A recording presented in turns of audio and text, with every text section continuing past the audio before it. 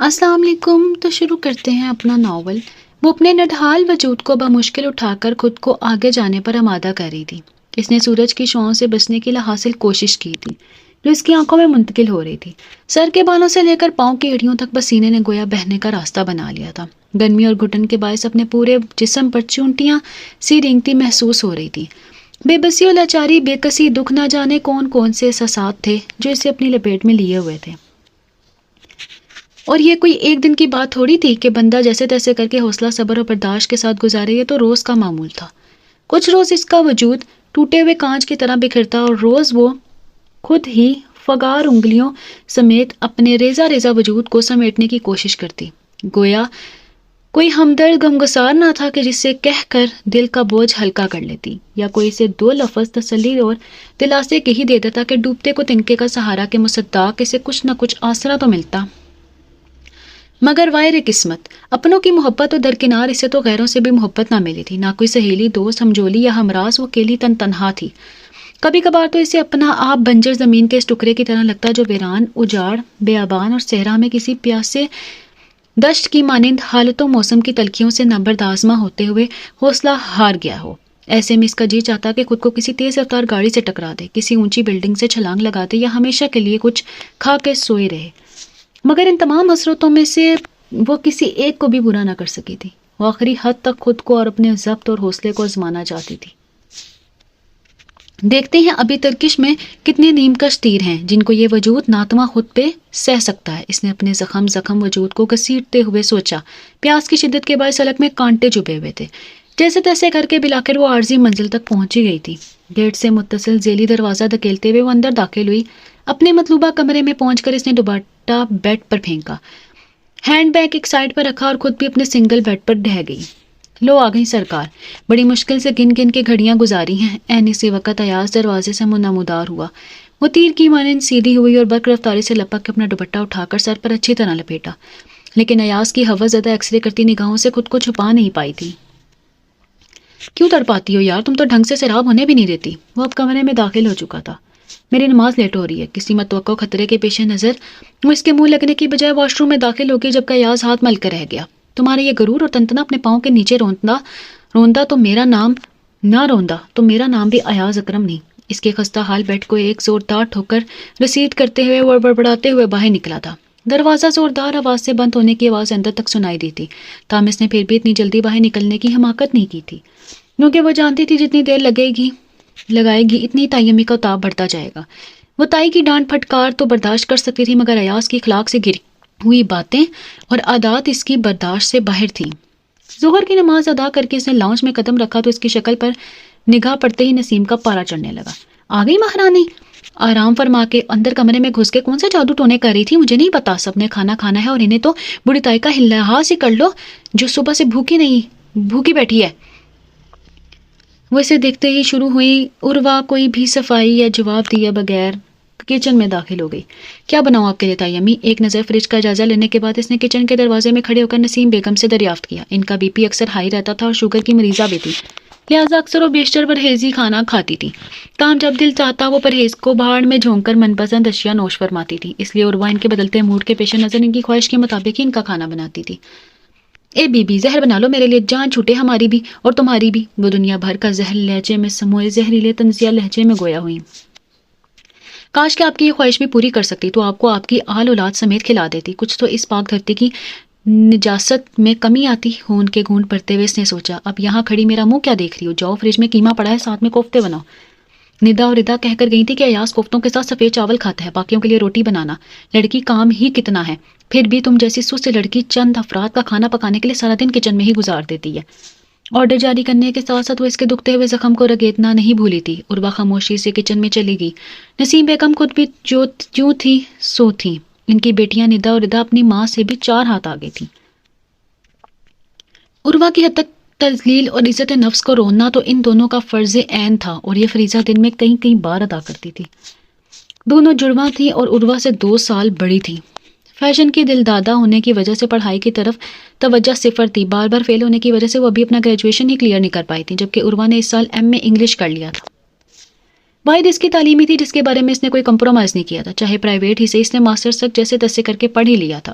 یہ الگ بات ہے کہ اس دوران اسے کتنی کٹھن اور دل شکن مراحل سے گزرنا پڑا تھا۔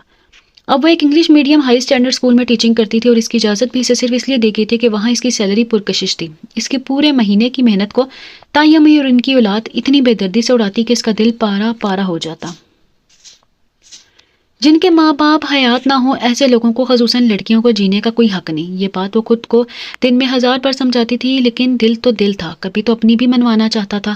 اس کا دل چاہتا تھا وہ بھی ندا اور ادا کی طرح لمبی تان کر سوئے، ڈھیروں شاپنگ کرے، دوسروں پر حکم چلائے، لانگ ڈرائیونگ کا مزہ چکے، کبھی موسم کی خوبصورتی کو انجوائے کرے۔ کہا زندگی میں ایک بار ہی صحیح اس کی کم از کم ایک خواہش تو پوری ہو سکتی، ایک ہی خواہش کوئی سی بھی ہو۔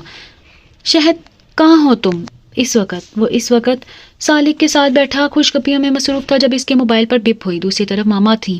ماما میں سالک کی طرف ہوں، بس 1 گھنٹے تک آ رہا ہوں۔ سالک اس کا بچپن کا دوست تھا، وہ جب بھی پاکستان آتا سالک سے بطور خاص ملتا تھا۔ پہلے تعلیم اور پھر جاب کی وجہ سے وہ امریکہ میں مقیم تھا، وہاں بھی فون اور انٹرنیٹ کے ذریعے وہ اپنے دوستوں سے رابطے میں رہتا تھا۔ 1 گھنٹہ نہیں، ابھی گھر پہنچو فوراً۔ ان کے لہجے میں ایسا کچھ ضرور تھا کہ وہ ٹھٹک گیا۔ خیریت تو ہے ماما؟ اس نے کسی انجانے خدشے کے پیش نظر دریافت کیا۔ تم گھر پہنچو پھر بات ہوتی ہے۔ دوسری طرف سے رابطہ منقطع ہو چکا تھا۔ اس کی چھٹی حس نے کسی قطرے کا الارم بجایا۔ ماما نے کبھی بھی اسے ایسے لہجے میں بات نہیں کی تھی۔ خردرہ تلق اور بے لچک وہ ہمیشہ سلام دعا اور احوال پوچھ کر اس سے کام کہا کرتی تھی، چاہے وہ چند سیکنڈ پہلے ہی گھر سے کیوں نہ نکلا ہو۔ کیا بات ہے شہد؟ خیریت تو ہے؟ کیا کہہ رہی تھی آنٹی؟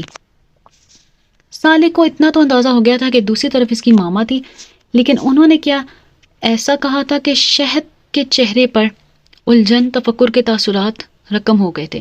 ماما نے فوراً گھر پہنچنے کو آرڈر دیا۔ یار، وہ مفکر لہجے میں کہتا ہوا کھڑا ہوا۔ کوئی پریشانی والی بات ہے تو میں چلوں ساتھ؟ اس کے تاثرات نوٹ کرتے ہوئے سالک نے پیشکش کی۔ نہیں، ایسی کوئی بات نہیں، اٹس اوکے، وہ بظاہر نارمل لہجے میں کہتا۔ باہر کی طرف بڑھا تو سالک اسے گیٹ تک چھوڑنے آیا۔ کوئی پریشانی والی بات ہوئی تو مجھے فون کر دینا۔ اس کی ڈرائیونگ سیٹ سنبھالنے پر سالک نے ایک دفعہ پھر تاکید کی تو وہ اس بات میں سر ہلاتے ہوئے گاڑی بھگا کے لے گیا۔ راستے میں بھی اس کا ذہن تانے بانے میں الجھتا رہا۔ گاڑی پورچ میں رک کر وہ تیز تیز قدموں سے چلتا اندر داخل ہوا۔ بھائی ادھر ڈرائنگ روم میں ماما وہیں ہیں۔ رحمہ نے ہاتھ سے ڈرائنگ روم کی طرف اشارہ کیا تو وہ اپنی مزید بڑھتی الجھن کا دباتا ڈرائنگ روم کی طرف بڑھ گیا۔ اندر داخل ہوتے ہی سامنے صوفے پر بیٹھی شخصیت کو دیکھ کر وہ بھونچکا رہ گیا۔ آؤ شہد، بیٹھو۔ ماما نے سر اجنبی نگاہ سے دیکھتے ہوئے سامنے بیٹھنے کا اشارہ کیا۔ اس کے آس پاس ایک مرتبہ پھر خطرے کی گھنٹی بجنے لگی تھی۔ جانتے ہو اسے یا تعارف کرواؤں؟ انہوں نے برابر بیٹھی ہوئی لڑکی کو طرف اشارہ کرتے ہوئے بھوئیں اچکا کر تنزیہ لہجے میں دریافت کیا تھا۔ جی جانتا ہوں، یہ سارا یونیورسٹی میں ہم دونوں نے کھٹے پڑھا ہے۔ اس نے اپنے لہجے کو نارمل رکھتے ہوئے پرسکون جواب دیا تھا۔ دیکھا آنٹی، یہ ہر ایک سے یوں ہی کہتا ہے کہ سارا میری کلاس فیل ہوئی، ہمارے مابین رشتے کو سرے سے ماننے سے ہی انکاری ہے۔ اس کی بات پر سارا روتے ہوئے راحت بیگم کے گلے لگی۔ انہوں نے سخت ملامتی نظروں سے بیٹے کو دیکھا اور سارا کے گرد بازو پھیلا کر اسے تسلی دی۔ کیا مطلب ہے تمہارے کہنے کا؟ اور کیا کہوں میں؟ سارا کے رد عمل نے اسے کنگ کر دیا تھا۔ حیرت کی شدت سے ششدر وہ کبھی ناقابل فہم نظروں سے سارا کی طرف دیکھ رہا تھا اور کبھی اپنی ماں کی طرف، جن کی آنکھوں میں موجود تاثرات نے اس کو اندر تک ہی خائف کر دیا تھا۔ شادی کا رکھی ہے تم نے مجھ سے؟ شادی ہوں میں تمہاری بیوی ہوں میں تمہاری۔ راحت کے کندھے سے الگ ہو کر وہ بے خوفی سے اس کی آنکھوں میں آنکھیں ڈال کر گویا ہوئی تھی۔ کیا زمین پھٹی تھی آسمان؟ وہ تو گویا کہیں فضا میں معلق تھا۔ کانوں نے جو سنا تھا دل سے ماننے سے انکاری تھا۔ اس کی انا پر اتنی کاری ضرب لگی تھی کہ ہمارے حیرت اور صدمے کے الفاظ بھی کہیں کھو سے گئے تھے۔ مردوں کا یہی شیوا ہوتا ہے، پہلے لڑکیوں کا پٹانا، پھر خفیہ شادی، پھر جب اپنا مطلب پورا ہو گیا تو سرے سے انکاری ہو جاتے ہو، فرار حاصل کرنا چاہتے ہو، پھر بھی USA سے بھاگ نکلے تھے کہ پاکستان میں کون ہے جو تمہارے سیاہ کرتوتوں سے پردہ اٹھائے؟ نگاہیں اس کے چہرے پر جمائے وہ تنفر زدہ لہجے میں بول رہی تھی۔ یکلخت غصے کی شدید لہر نے اسے اٹھنے پر مجبور کر دیا تھا۔ حیرت کی شدت کم ہوئی تو مارے تیش کے اس کا برا حال ہو گیا۔ اسے اپنے پورے وجود میں جو جوار بھاٹا ابلتا محسوس ہو رہا تھا۔ کیا بکواس کر رہی ہو تم؟ غصے کی شدت سے پاگل ہوتے ہوئے اس کی طرف لپکا تھا۔ اس سے پہلے کہ وہ اسے دبوچتا راحت ان دونوں کے درمیان حائل ہوئی۔ انتہائی شرمناک بات ہے میرے لیے کہ تم میرے بیٹے ہو۔ ایسی بے حیائی کام کرتے ہوئے تمہیں اپنی ماں بہنوں کی لاج ایک دفعہ بھی نہیں آئی؟ شہد، کاٹ، طنز، دکھ، صدمہ، کیا کچھ نہ تھا اس کے لہجے میں۔ شہد کا بس نہیں چل رہا تھا کہ اخلاق سے آ رہی اور اپنے پندار سے گری ہوئی اس لڑکی کو میزائلوں سے اڑا دے۔ اس کا وجود بھر بھر جل رہا تھا۔ وہ تو گیا بارود کے ڈھیر پر بیٹھا ہوا تھا۔ درمیان میں اگر ماما حائل نہ ہوتی تو یقیناً اس کو مزہ چکھا چکا ہوتا۔ ماما، یہ لڑکی بالکل جھوٹ بول رہی ہے، بلیو می، آپ کا شہد ایسا نہیں ہے۔ اس نے بے بسی سے اپنے بے گناہی کا یقین دلانا چاہا۔ کسی لڑکی میں اتنی جرت نہیں ہوتی کہ وہ بغیر وجہ کے اتنا بڑا جھوٹ بولے۔ تمہارا کیا خیال ہے؟ وہ صرف ایک جھوٹ بولنے کے لیے امریکہ سے پاکستان آئی ہے؟ مجھے دکھ تمہاری تربیت پہ ہو رہا ہے۔ اگر تم نے شادی کر ہی لی تھی تو اسے یوں چھپانے کی کیا ضرورت تھی؟ وہ نٹھال سی ہو کر صوفے پر گر گئی. بہت برے طریقے سے تم نے میرا امیج کو توڑا ہے سارا بیگم. کوئی عورت اس حد تک اپنی نسوانی وقار گرا سکتی ہے؟ یقین نہیں آتا. اس کے لہجے میں شعلے تھے. تم نے اپنا وار آزما لیا. ابتدا تمہاری طرف سے ہوئی تھی، اب میرے وار کے لیے تیار رہنا. اس کی زبان الفاظ نے انگارے اگل ہوئی تھی. وہ یوں ہی سلگتی نظروں سے چند لمحے سے دیکھتا رہا، پھر لمبے لمبے ڈھک پڑتا باہر نکل گیا. ایک لمحے کے لیے تو اس کا رد عمل دیکھ کر سارا پورے جان سے کام کی تھی، لیکن اگلے ہی لمحے خود کو کمپوز کرتی وہ دوبارہ راحت کے سامنے اپنا دکھڑا رونے لگی تھی. رات کا نہ جانے کون سا پہر تھا جب وہ تھکا نہ ڈھالا اور پسمردہ سا گھر میں داخل ہوا. وہ لاؤنج میں داخل ہوا تو رحمہ کو اپنا منتظر پایا. کہاں تھے بھائی آپ؟ میں کئی دفعہ آپ کا نمبر ٹرائی کر چکی ہوں. وہ صوفے پر بیٹھی اونگ رہی تھی جب کھٹکنے کی آواز پر اس کی آنکھ کھلی. وہ ہڑبڑا کر اٹھی تو سامنے شہد کو پایا. بے ساختہ اطمینان بھرا سانس خارج کرتے ہوئے اس نے اسے مخاطب کیا. تم سوئے کیوں نہیں ابھی تک؟ وہ اس کا سوال نظر انداز کر کے الٹا اسے پوچھنے لگا. آپ کو کھانا گرم کر کے دینا تھا، آپ کا انتظار میں جاگ رہی تھی. اس نے ایک نظر اپنے کوبرو بھائی کو دیکھا جو اس وقت خاصا ٹوٹا ہوا محسوس ہو رہا تھا. مجھے بھوک نہیں ہے، تم سو جاؤ جا کر. سر دونوں ہاتھوں میں گراتے ہوئے وہیں بیٹھ گیا. بھائی رحمہ اپنی جگہ سے اٹھی اور اس کے قریب جا کر نرمی سے اس کا بازو ہٹایا. وہ سمجھ سکتی تھی اس وقت اس کی کیا کیفیت ہوں گی. وہ خود اس وقت سے الجھن کا شکار تھی. اس الجھن کو شہد ہی رفع کر سکتی تھا. شہد نے سر اٹھا کر اسے دیکھا. سارا کون ہے؟ اس کے شکستہ وجود کو متاسف نظروں سے دیکھتے ہوئے اس نے ملامت سے دریافت کیا تھا. میری بیوی ہے. وہ زہر خند ہوا. شہد بھائی مجھے سارا کا نہیں، آپ کا کول چاہیے.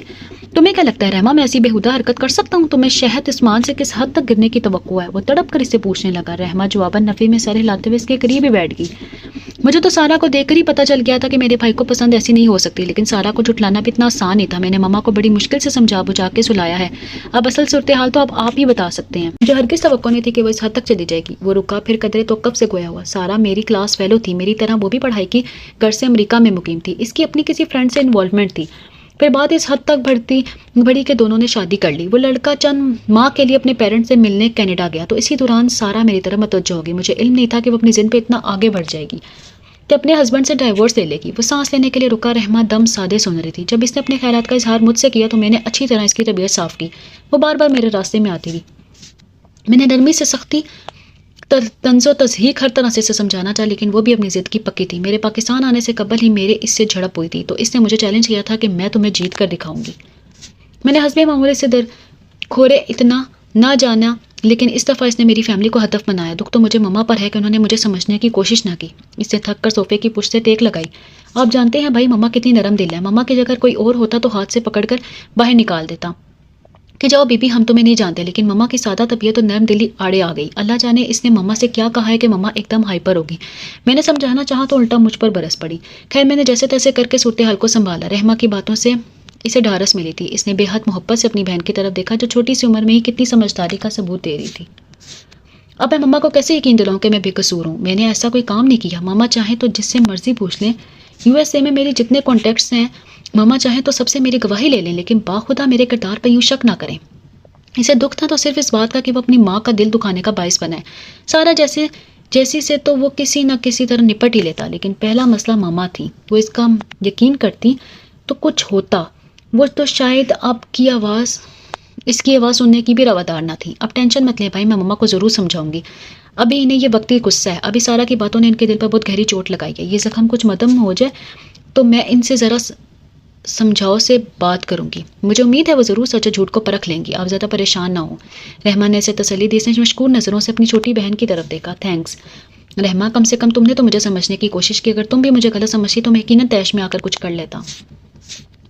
تھینکس. تو مجھے آپ کا کہنا چاہیے کہ آپ نے اتنی دور ہوتے ہوئے بھی ہمارے اعتماد کو ٹھیس نہیں پہنچائی. اب آپ بیٹھے، میں آپ کے لیے کھانا گرم کر کے لاتی ہوں. سارا دن کچھ کھایا پیا بھی نہیں آپ نے. وہ اٹھ کر کچن میں چلے گی تو شاید بھی کس قدر مطمئن ہوتے ہوئے فریش ہونے چلا گیا. تم ہر وقت کچن میں گھسی کیا کرتی رہتی ہو؟ وہ کچن میں کھڑی رات کے کھانے کی تیاری کر رہی تھی. جب ایاز اس کے اوقات میں آ کر بولا وہ چھل کر مڑی. میں کھانا بنا رہی ہوں.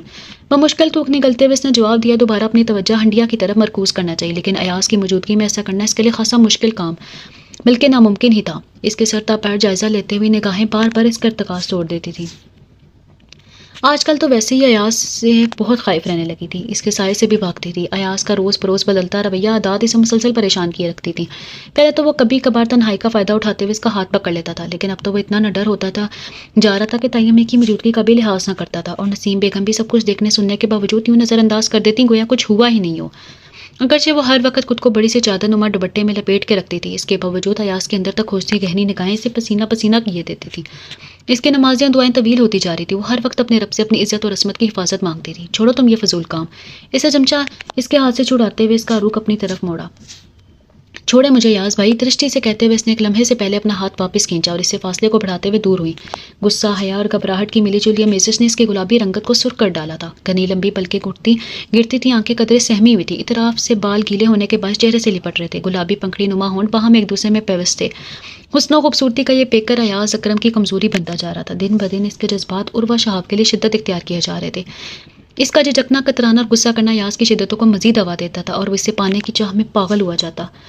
تم مجھے بھائی مت کہا کرو میری جان، سارا موڈ غارت ہو جاتا ہے۔ 2 قدم آگے بڑھاتے ہوئے اس نے درمیانی فاصلہ ختم کیا۔ اس سے پہلے کہ وہ مزید کوئی گستاخی کرتا، عروہ اس کا ارادہ بھانپتے ہوئے پیچھے ہوئی، تیر کی مانند دروازے کی طرف لپکتے ہوئے اس کی پہنچ سے دور ہوگی۔ تمہارا یہ گریز تو اور بھی مجھے مقناطیس کی طرح اپنی جانب کھینچتا ہے، ایسے میں تو تم اور بھی دلکش و دل نشین لگتی ہو۔ وہ خباثت سے ہنسا تو عروہ پوری جان سے جل گئی۔ شرم آنی چاہیے آپ کو مجھ سے ایسی بےہودہ گفتگو کرتے ہوئے، میں آپ کے لیے ندا اور ندا کی طرح ہی ہوں۔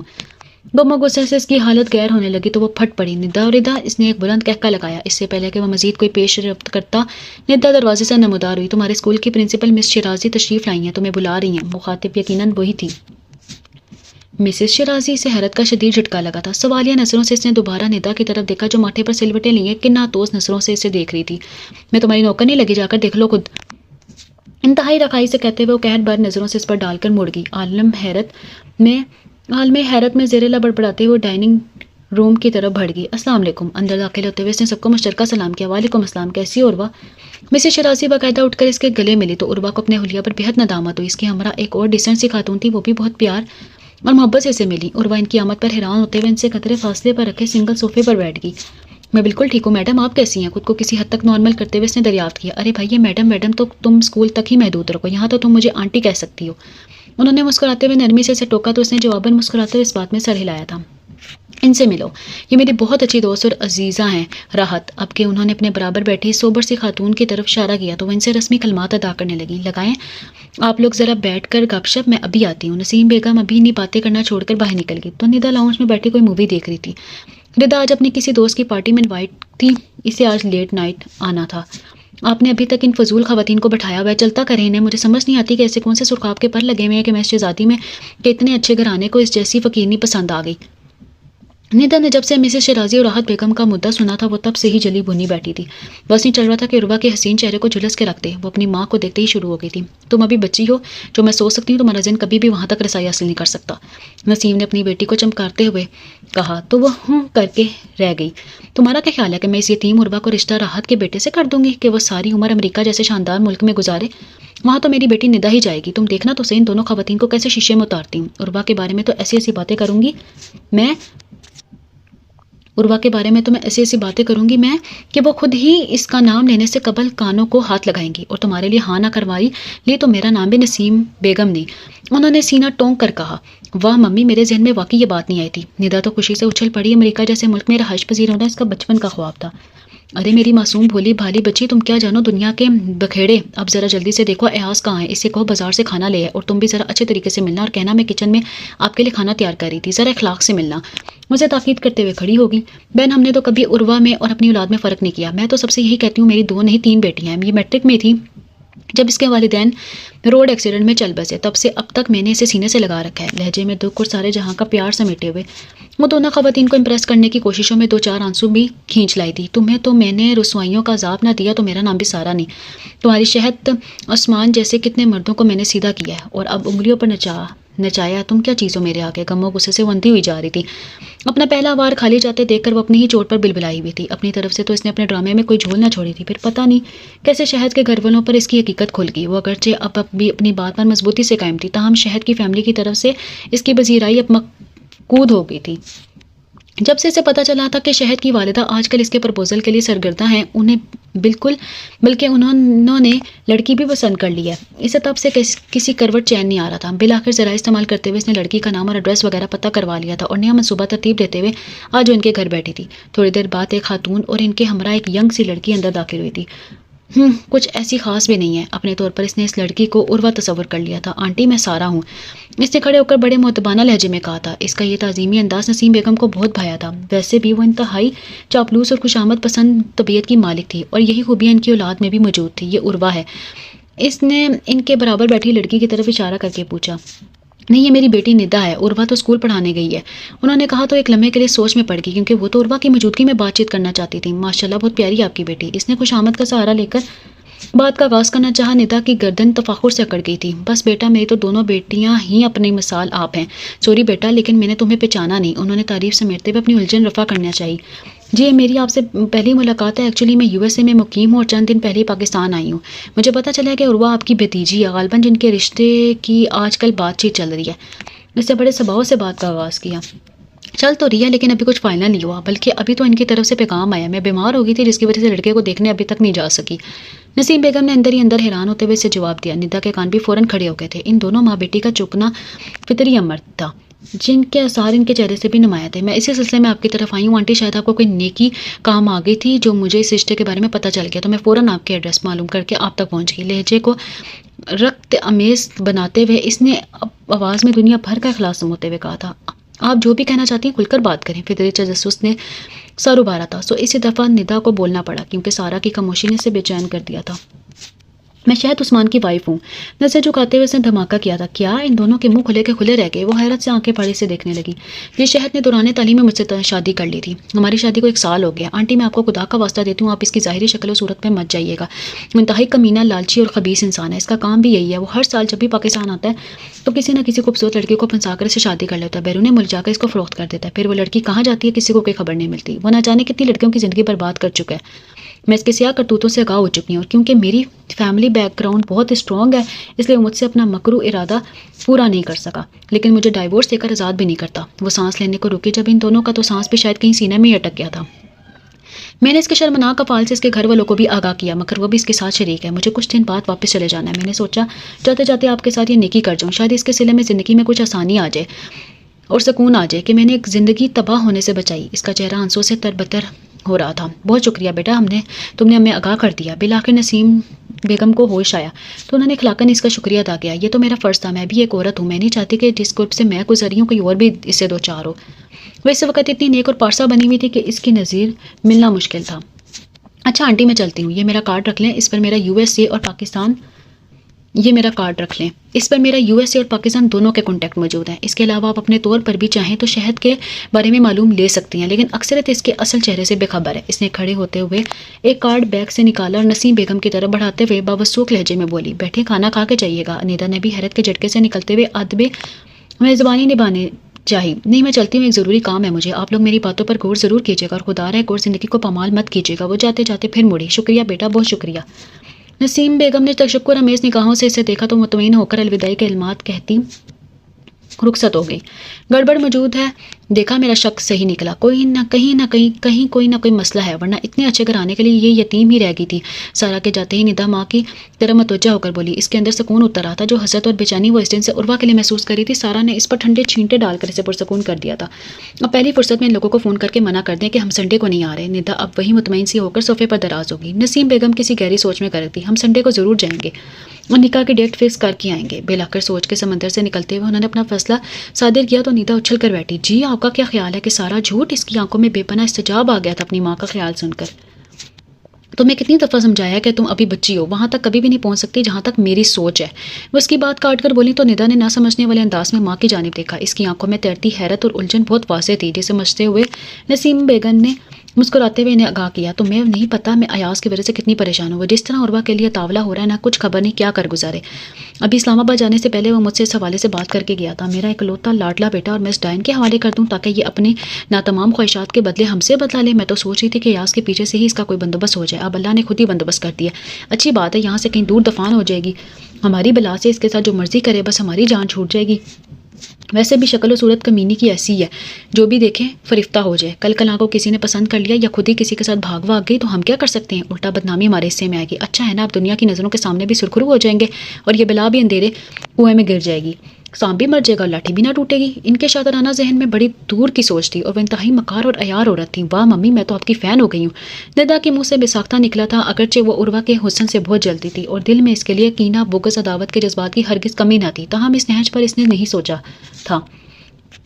ایاز کا میلان عروہ کی طرف صاف ظاہر ہو رہا تھا۔ وہ اور ردا دیکھ دیکھ کر کرتی تھی، تاہم ایاز کے سامنے دو ٹوک بات کرنے سے وہ بھی جھجکتی تھی کہ ایاز بے حد غسیلا شخص تھا، البتہ اپنے اندر کا سارا زہر عروہ کے سامنے نکالنے سے ہرگز نہیں چوکتی تھی۔ آپ پھر ایاز کے آنے سے پہلے اس معاملے کو نپٹا لیں، کیونکہ اس کی موجودگی میں تو مشکل ہو جائے گا۔ ویسے بھی مسٹر شہر صرف 2 ماہ کے لیے پاکستان آئے ہیں، ان کی والدہ کو بھی خاصی جلدی ہے۔ ندا اب چاہ رہی تھی کہ جلد سے جلد یہ معاملہ نپٹ جائے، کیونکہ ایاز کے ارادے خطرناک لگ رہے تھے۔ تم فکر نہ کرو، میں ایاز کے آنے سے قبل ہی نکاح کروا دوں گی، پھر اسے خود ہی سنبھال لوں گی، رخصتی بھی جلد ہو جائے گی، سادگی کی آڑ میں ہی ہم خرچے سے بھی بچ جائیں گے۔ وہ بالکل مطمئن ہو گئی تھی۔ گزشتہ کے دنوں سے وہ جس مسئلے کی وجہ سے پریشانی کا شکار تھی وہ خود بخود حل ہو گیا تھا۔ ماں کو سودہ دیکھ کر ندا بھی ہلکی پھلکی ہو گئی تھی، تن من اپنا خواب کیا، پھر نگری ایک بسائی تھی۔ جاتے ہوئے جو پلٹ کے دیکھا، ایک ایک اینٹ پڑائی تھی۔ وہ ابھی تک عالم حیرت میں حق تک اپنے بستر پر بیٹھی تھی، بے یقینی تھی۔ سب کچھ اتنی جلدی طے ہوا تھا کہ ایک آنو یقین کی منزل تک پہنچنا تو دور، وہ تو ابھی تک حیرت کے سار میں کھڑی تھی۔ کل تائی امی نے اسے بتایا کہ کل تمہارا نکاح ہے۔ اس کے اعصاب پر بم پھٹا تھا۔ اسے نہ رائے لی گئی تھی، نہ مشورہ طلب کیا گیا تھا۔ اسے چوں چڑھا کا بھی حق حاصل نہیں ملا تھا، حق مل سکتا۔ اگر اسے ایاز کی طرف سے خطرہ نہ ہوتا تو شاید وہ کوئی احتجاج کر سکتی، کیونکہ اپنی تائی کی فطرت سے تو وہ بھی آگاہ تھی کہ اپنی بیٹیوں کی موجودگی میں وہ اس کی شادی کے بارے میں اتنی کیوں فکر مند ہو گئی ہیں۔ نہ تو کوئی اتنا لمبا چوڑا انتظام کیا گیا تھا اور نہ ہی زیادہ مہمان تھے، البتہ لان میں چھوٹا سا اسٹیج اور کرسیاں وغیرہ لگا کر قدرے بہتر انتظام تھا، اور نسیم بیگم کے جہیز کی جھنجھٹ سے بھی جان چھوٹ گئی تھی۔ کچھ دیر بعد مبارک سلامت کا شور اٹھا تھا۔ بے یقینی کے درمیان ڈولتے ہوئے اس نے کب پیپر سائن کیے سے خود خبر نہ ہوئی تھی، البتہ جب شہد عثمان کو اس کے پہلو میں لا کر بٹھایا گیا تو ہر طرف سے بلند ہونے والے توصیفی کلمات نے اسے اچھا خاصا کنفیوز کر دیا تھا۔ وہ خود میں سمٹی ہی بیٹھی تھی۔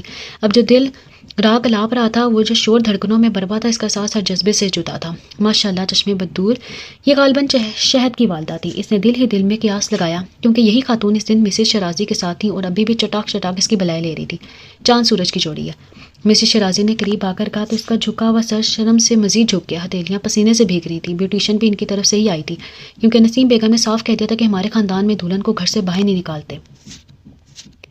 اس نے تو ڈھنگ سے آئینہ بھی نہیں دیکھا تھا کہ وہ کیسی لگ رہی ہے۔ پہلی دفعہ تو وہ یوں تیار ہوئی تھی، عموماً تقریب میں بھی اس کا سر جھاڑ منہ پہاڑ ٹائپ حلیہ ہی ہوا کرتا تھا۔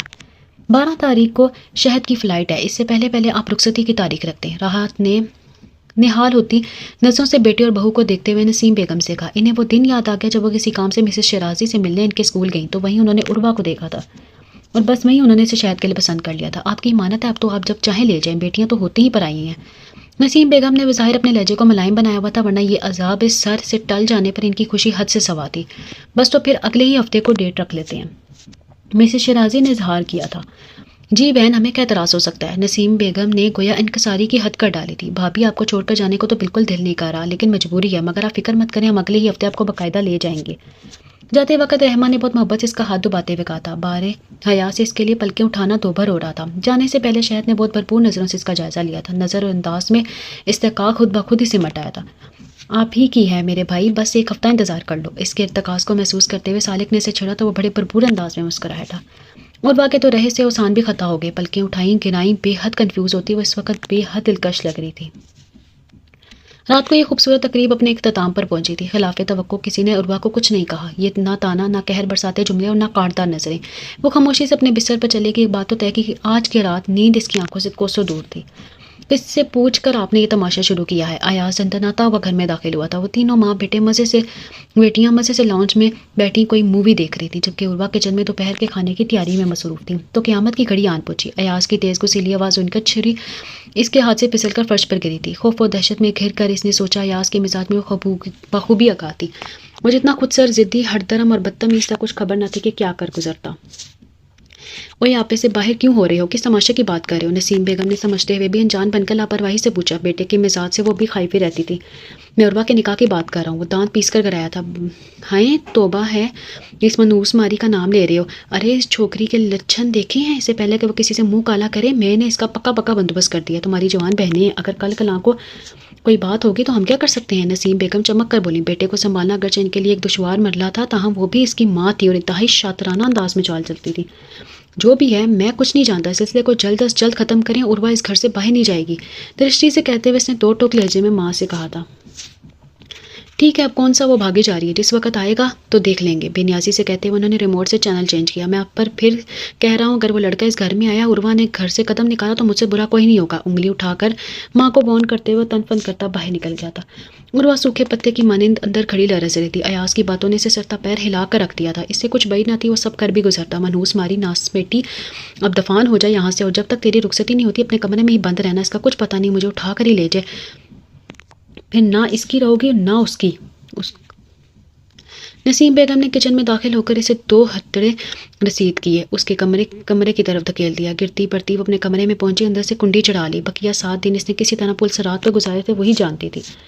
کئی دفعہ ایاز اور نسیم بیگم کا جھگڑا اس نے سنا تھا، وہ اپنے کمرے میں تھر تھر کانپتی لرزتی رہتی، لیکن باہر نکلنے کی غلطی نہیں کرتی تھی۔ پھر اس کی رخصتی سے 1 دن پہلے گھر میں کافی خاموشی تھی، غالباً ایاز گھر میں نہیں تھا، پتہ نہیں وہ کہاں غائب تھا، لیکن اس نے خدا کا شکر ادا کیا تھا۔ اب اندرونی طور پر کیا معاملہ تھا اسے معلوم نہ ہو سکا تھا، البتہ ایاز شادی والے دن بھی غائب تھا، کچھ ایسا ضرور تھا جو اس نے چھپایا جا رہا تھا، لیکن وہ کچھ ذہنی طور پر انہیں اتنی ڈسٹرب تھی کہ کسی اور طرف دھیان ہی نہیں دے سکی۔ سلور اور پنک رنگ کے خوبصورت لہنگے میں عروہ پہچانی نہیں جا رہی تھی، برائڈل ڈریس اس کی جلد سے ہم آہنگ ہو کر اسے ایک نیا انوکھا اور دلکش روپ دے رہا تھا۔ نکاح تو پہلے ہی ہو چکا تھا، کھانے کا انتظام تو کیا نہیں گیا تھا، اور نہ ہی کوئی لمبی چوڑی بارات تھی، مختصر سے لوگ تھے، کولڈ ڈرنکس وغیرہ کے ساتھ اہتمام کیا گیا تھا۔ جلد ہی اس کی رخصتی کا شور اٹھ گیا تھا۔ ایسے موقع پر جو کسی لڑکی کے احساسات ہوتے ہیں، اپنا گھر چھوڑ دینے کا دکھ ہر احساس پر حاوی ہوتا ہے، وہ کس کے گلے لگ کے روتی؟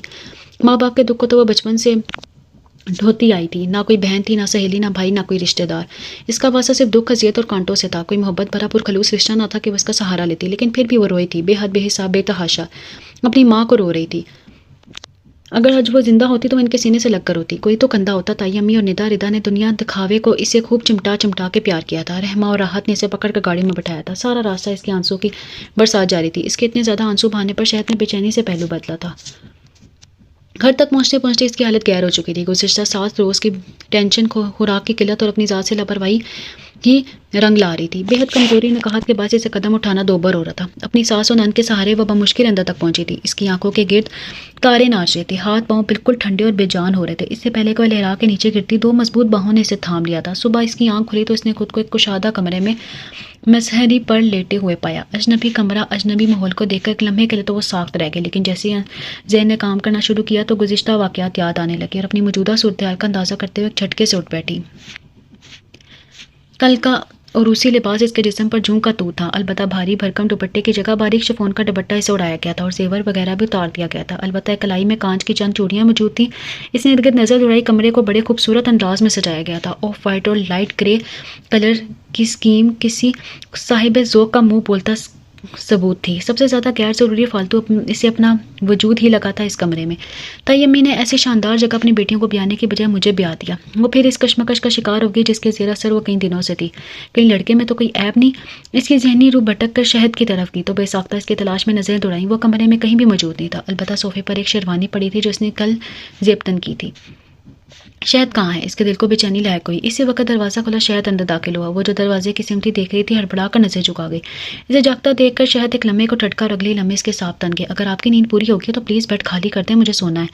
اسپاٹ لہجے میں بولتا ہوا یقیناً اسی سے مخاطب تھا، وہ حق تک سی اپنی جگہ بیٹھ کر رہے گی۔ جی، وہ یقیناً اس کے جواب کا منتظر تھا، لہٰذا وہ سوکھے لگوا زبان پھیرتی بیڈ سے نیچے اتر گئی، اور اگلے ہی پل اس پر ایک بیزار نگاہ ڈال کر زحمت گوارا کیے بغیر اپنے بیڈ پر دراز ہو چکا تھا۔ زندگی مہربان تو پہلے بھی نہیں تھی، جو وہ خود کو خوش قسمت تصور کرتی کہ کہیں نہ کہیں اس کے لیے بھی کوئی خوشی رقم ہوگی، خواہ ایک آدھی سے ہی، وہ بھی اس کا مزہ چکتی۔ اسے تو یہ معلوم بھی نہ تھا کہ خوشیوں کا ذائقہ کیسا ہوتا ہے اور یہ ذات پر کیسے اثر انداز ہوتا ہے۔ آنسو پینے کی کوشش میں نڈھال ہوتی وہ واش روم کی طرف بڑھ گئی۔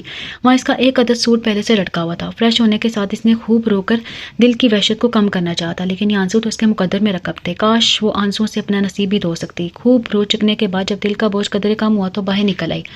بیڈ پر دراز وہ نیند کی عمیق وادیوں میں اتر چکا تھا۔ اس نے پہلی دفعہ اسے بغور دیکھا، بھاری کرلی بال الجھے ہوئے ماتھے پر بکھرے ہوئے تھے، اونچی کھڑی ناک، آنکھیں بند ہونے کے بعد وہ صرف پلکیں ہی دیکھ سکتی تھی۔ انابی ہونٹ باہم ایک دوسرے میں پیوست تھے، ایک بازو ماتھے پر جبکہ دوسرا سینے پر رکھے، وہ خاصے بے ترتیب حلیے میں سو رہا تھا۔ عروہ کے دل نے ایک بیٹ مس کی تھی، سرکش ہوتی نگاہوں پہ پہرے بٹھاتی وہ رخ پھیر کر ڈریسنگ ٹیبل کی طرف بڑھ گئی، گیلے بال سلجھا کے اس نے دوپٹہ اچھی طرح سر پر لپیٹا اور نماز فجر کی ادائیگی کے لیے کھڑی ہو گئی۔ ابھی وہ ڈھنگ سے دعا بھی نہ مانگ پائی تھی کہ دروازے پر دستک شروع ہو گئی۔ اس نے جائے نماز طے کر کے سائڈ پر رکھی اور شش و پنج کی عالم میں ایک نظر سوئے ہوئے شہد پر ڈالی اور دوسری مسلسل دستک دیتے دروازے کی طرف۔ بالآخر جو جگتے ہوئے اس نے خود ہی دروازہ کھول دیا۔ بھابھی میں ناشتے کو پوچھنے آئی تھی۔ دروازے پہ اس کی نند رحمہ تھی۔ ایک دم اسے سمجھ نہ آئی کہ وہ کیا جواب دے۔ بھائی نہیں اٹھے ابھی تک؟ اس کے اگلے سوال نے خود ہی مشکل آسان کر دی تھی۔ نہیں سو رہے ہیں، اس نے مدھم لہجے میں کہا۔ بھابھی ان کے سونے کی عادت کم کریں، یہ رات کو دیر سے سوتے ہیں تو صبح اٹھنے کا نام ہی نہیں لیتے۔ میں سو جتن کر کے بمشکل اٹھاتی ہوں، اب آپ نے ان کی عادت ختم کرنی ہے۔ وہ مسکراتے ہوئے اسے اپنے بھائی کے متعلق آگاہ کری تھی کہ وہ فقط مسکرا ہی سکی تھی۔ لیجیے، باتوں میں ہی بھول گئی کہ ماما نے بھیجا تھا کہ آپ کی طبیعت پوچھ کر آؤں۔ رات آپ بے ہوش ہوگی نہیں، ڈاکٹر نے بتایا تھا کہ تھکن اور ٹینشن کی وجہ سے ایسا ہوا ہے، باقی سب ٹھیک ہے، صبح تک بالکل فریش ہوں گی۔ عروہ کو وہ خاصی باتوئی لڑکی لگی تھی۔ اندر آؤ، یہاں اچھا نہیں لگتا۔ اسے دروازے میں کھڑے ہو کر باتیں کیے جانے پر عروہ کو شرمندگی سے ہوئی تو اسے اندر بلا لیا۔ نہیں بھابھی، جب بھائی اٹھ جائیں گے تو پھر میں ناشتہ لے آؤں گی، آپ کے لیے میں دودھ اور پھل وغیرہ لے کر آئی ہوں، تھوڑا کھا کر آپ بھی آرام کریں، ابھی ولیمہ تو شام ہے، تب تک طبیعت کو بحال کریں۔ وہ خود ہی تیز تیز بولتے ہوئے واپس مڑ گئی تو عروہ نے بے ساختہ گہری سانس کھینچتے ہوئے اس کی پشت کو دیکھا اور صوبے پر آ کے بیٹھ گئی۔ دودھ اور پھل اسے دینے کے بعد وہ چلی گئی تو اس نے اٹھ کر دروازہ بند کر دیا۔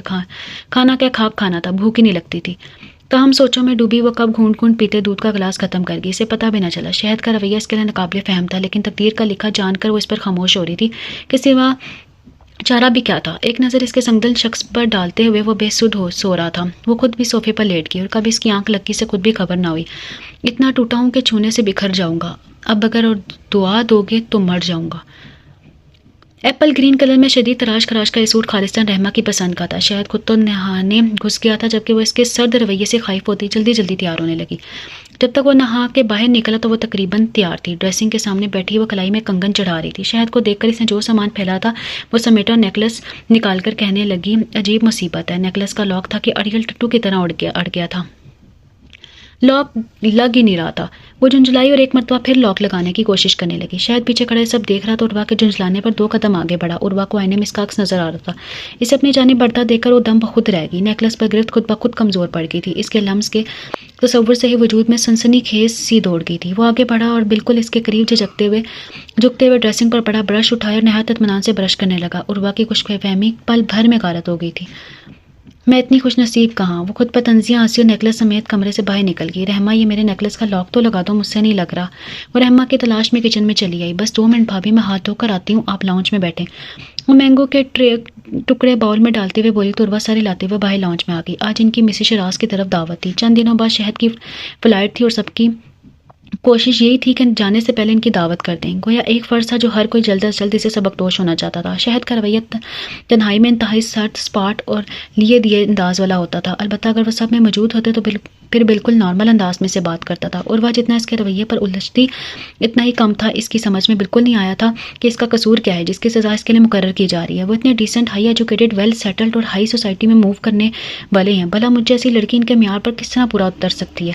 بے اتنائی بیزاری ان کے ہر انداز سے ظاہر ہے، تو کیا اس زبان سے یہ کہنا ضروری ہے کہ تم میری زندگی میں زبردستی شامل کی گئی ہو؟ اس نے دل میں سوچا۔ کچھ اس قسم کے خیالات نے اس نے خود کو بلا لیا تھا۔ اب تم ابھی تک تیار نہیں ہوئی؟ وہ وارڈروب کا پرد تھامے نہ جانے کن خیالات میں گم تھی جب شہد نے کمرے میں داخل ہوتے ہوئے اسے کڑے تیوروں میں گھورا۔ جی میں بس ہونے لگی ہوں، اس نے گڑبڑاتے ہوئے جواب دیا اور پھر ہینگر سامنے آیا، اسے کھینچ لیا۔ مجھے ساری ہی پسند ہے، اس نے تو گویا مسئلہ حل کر دیا۔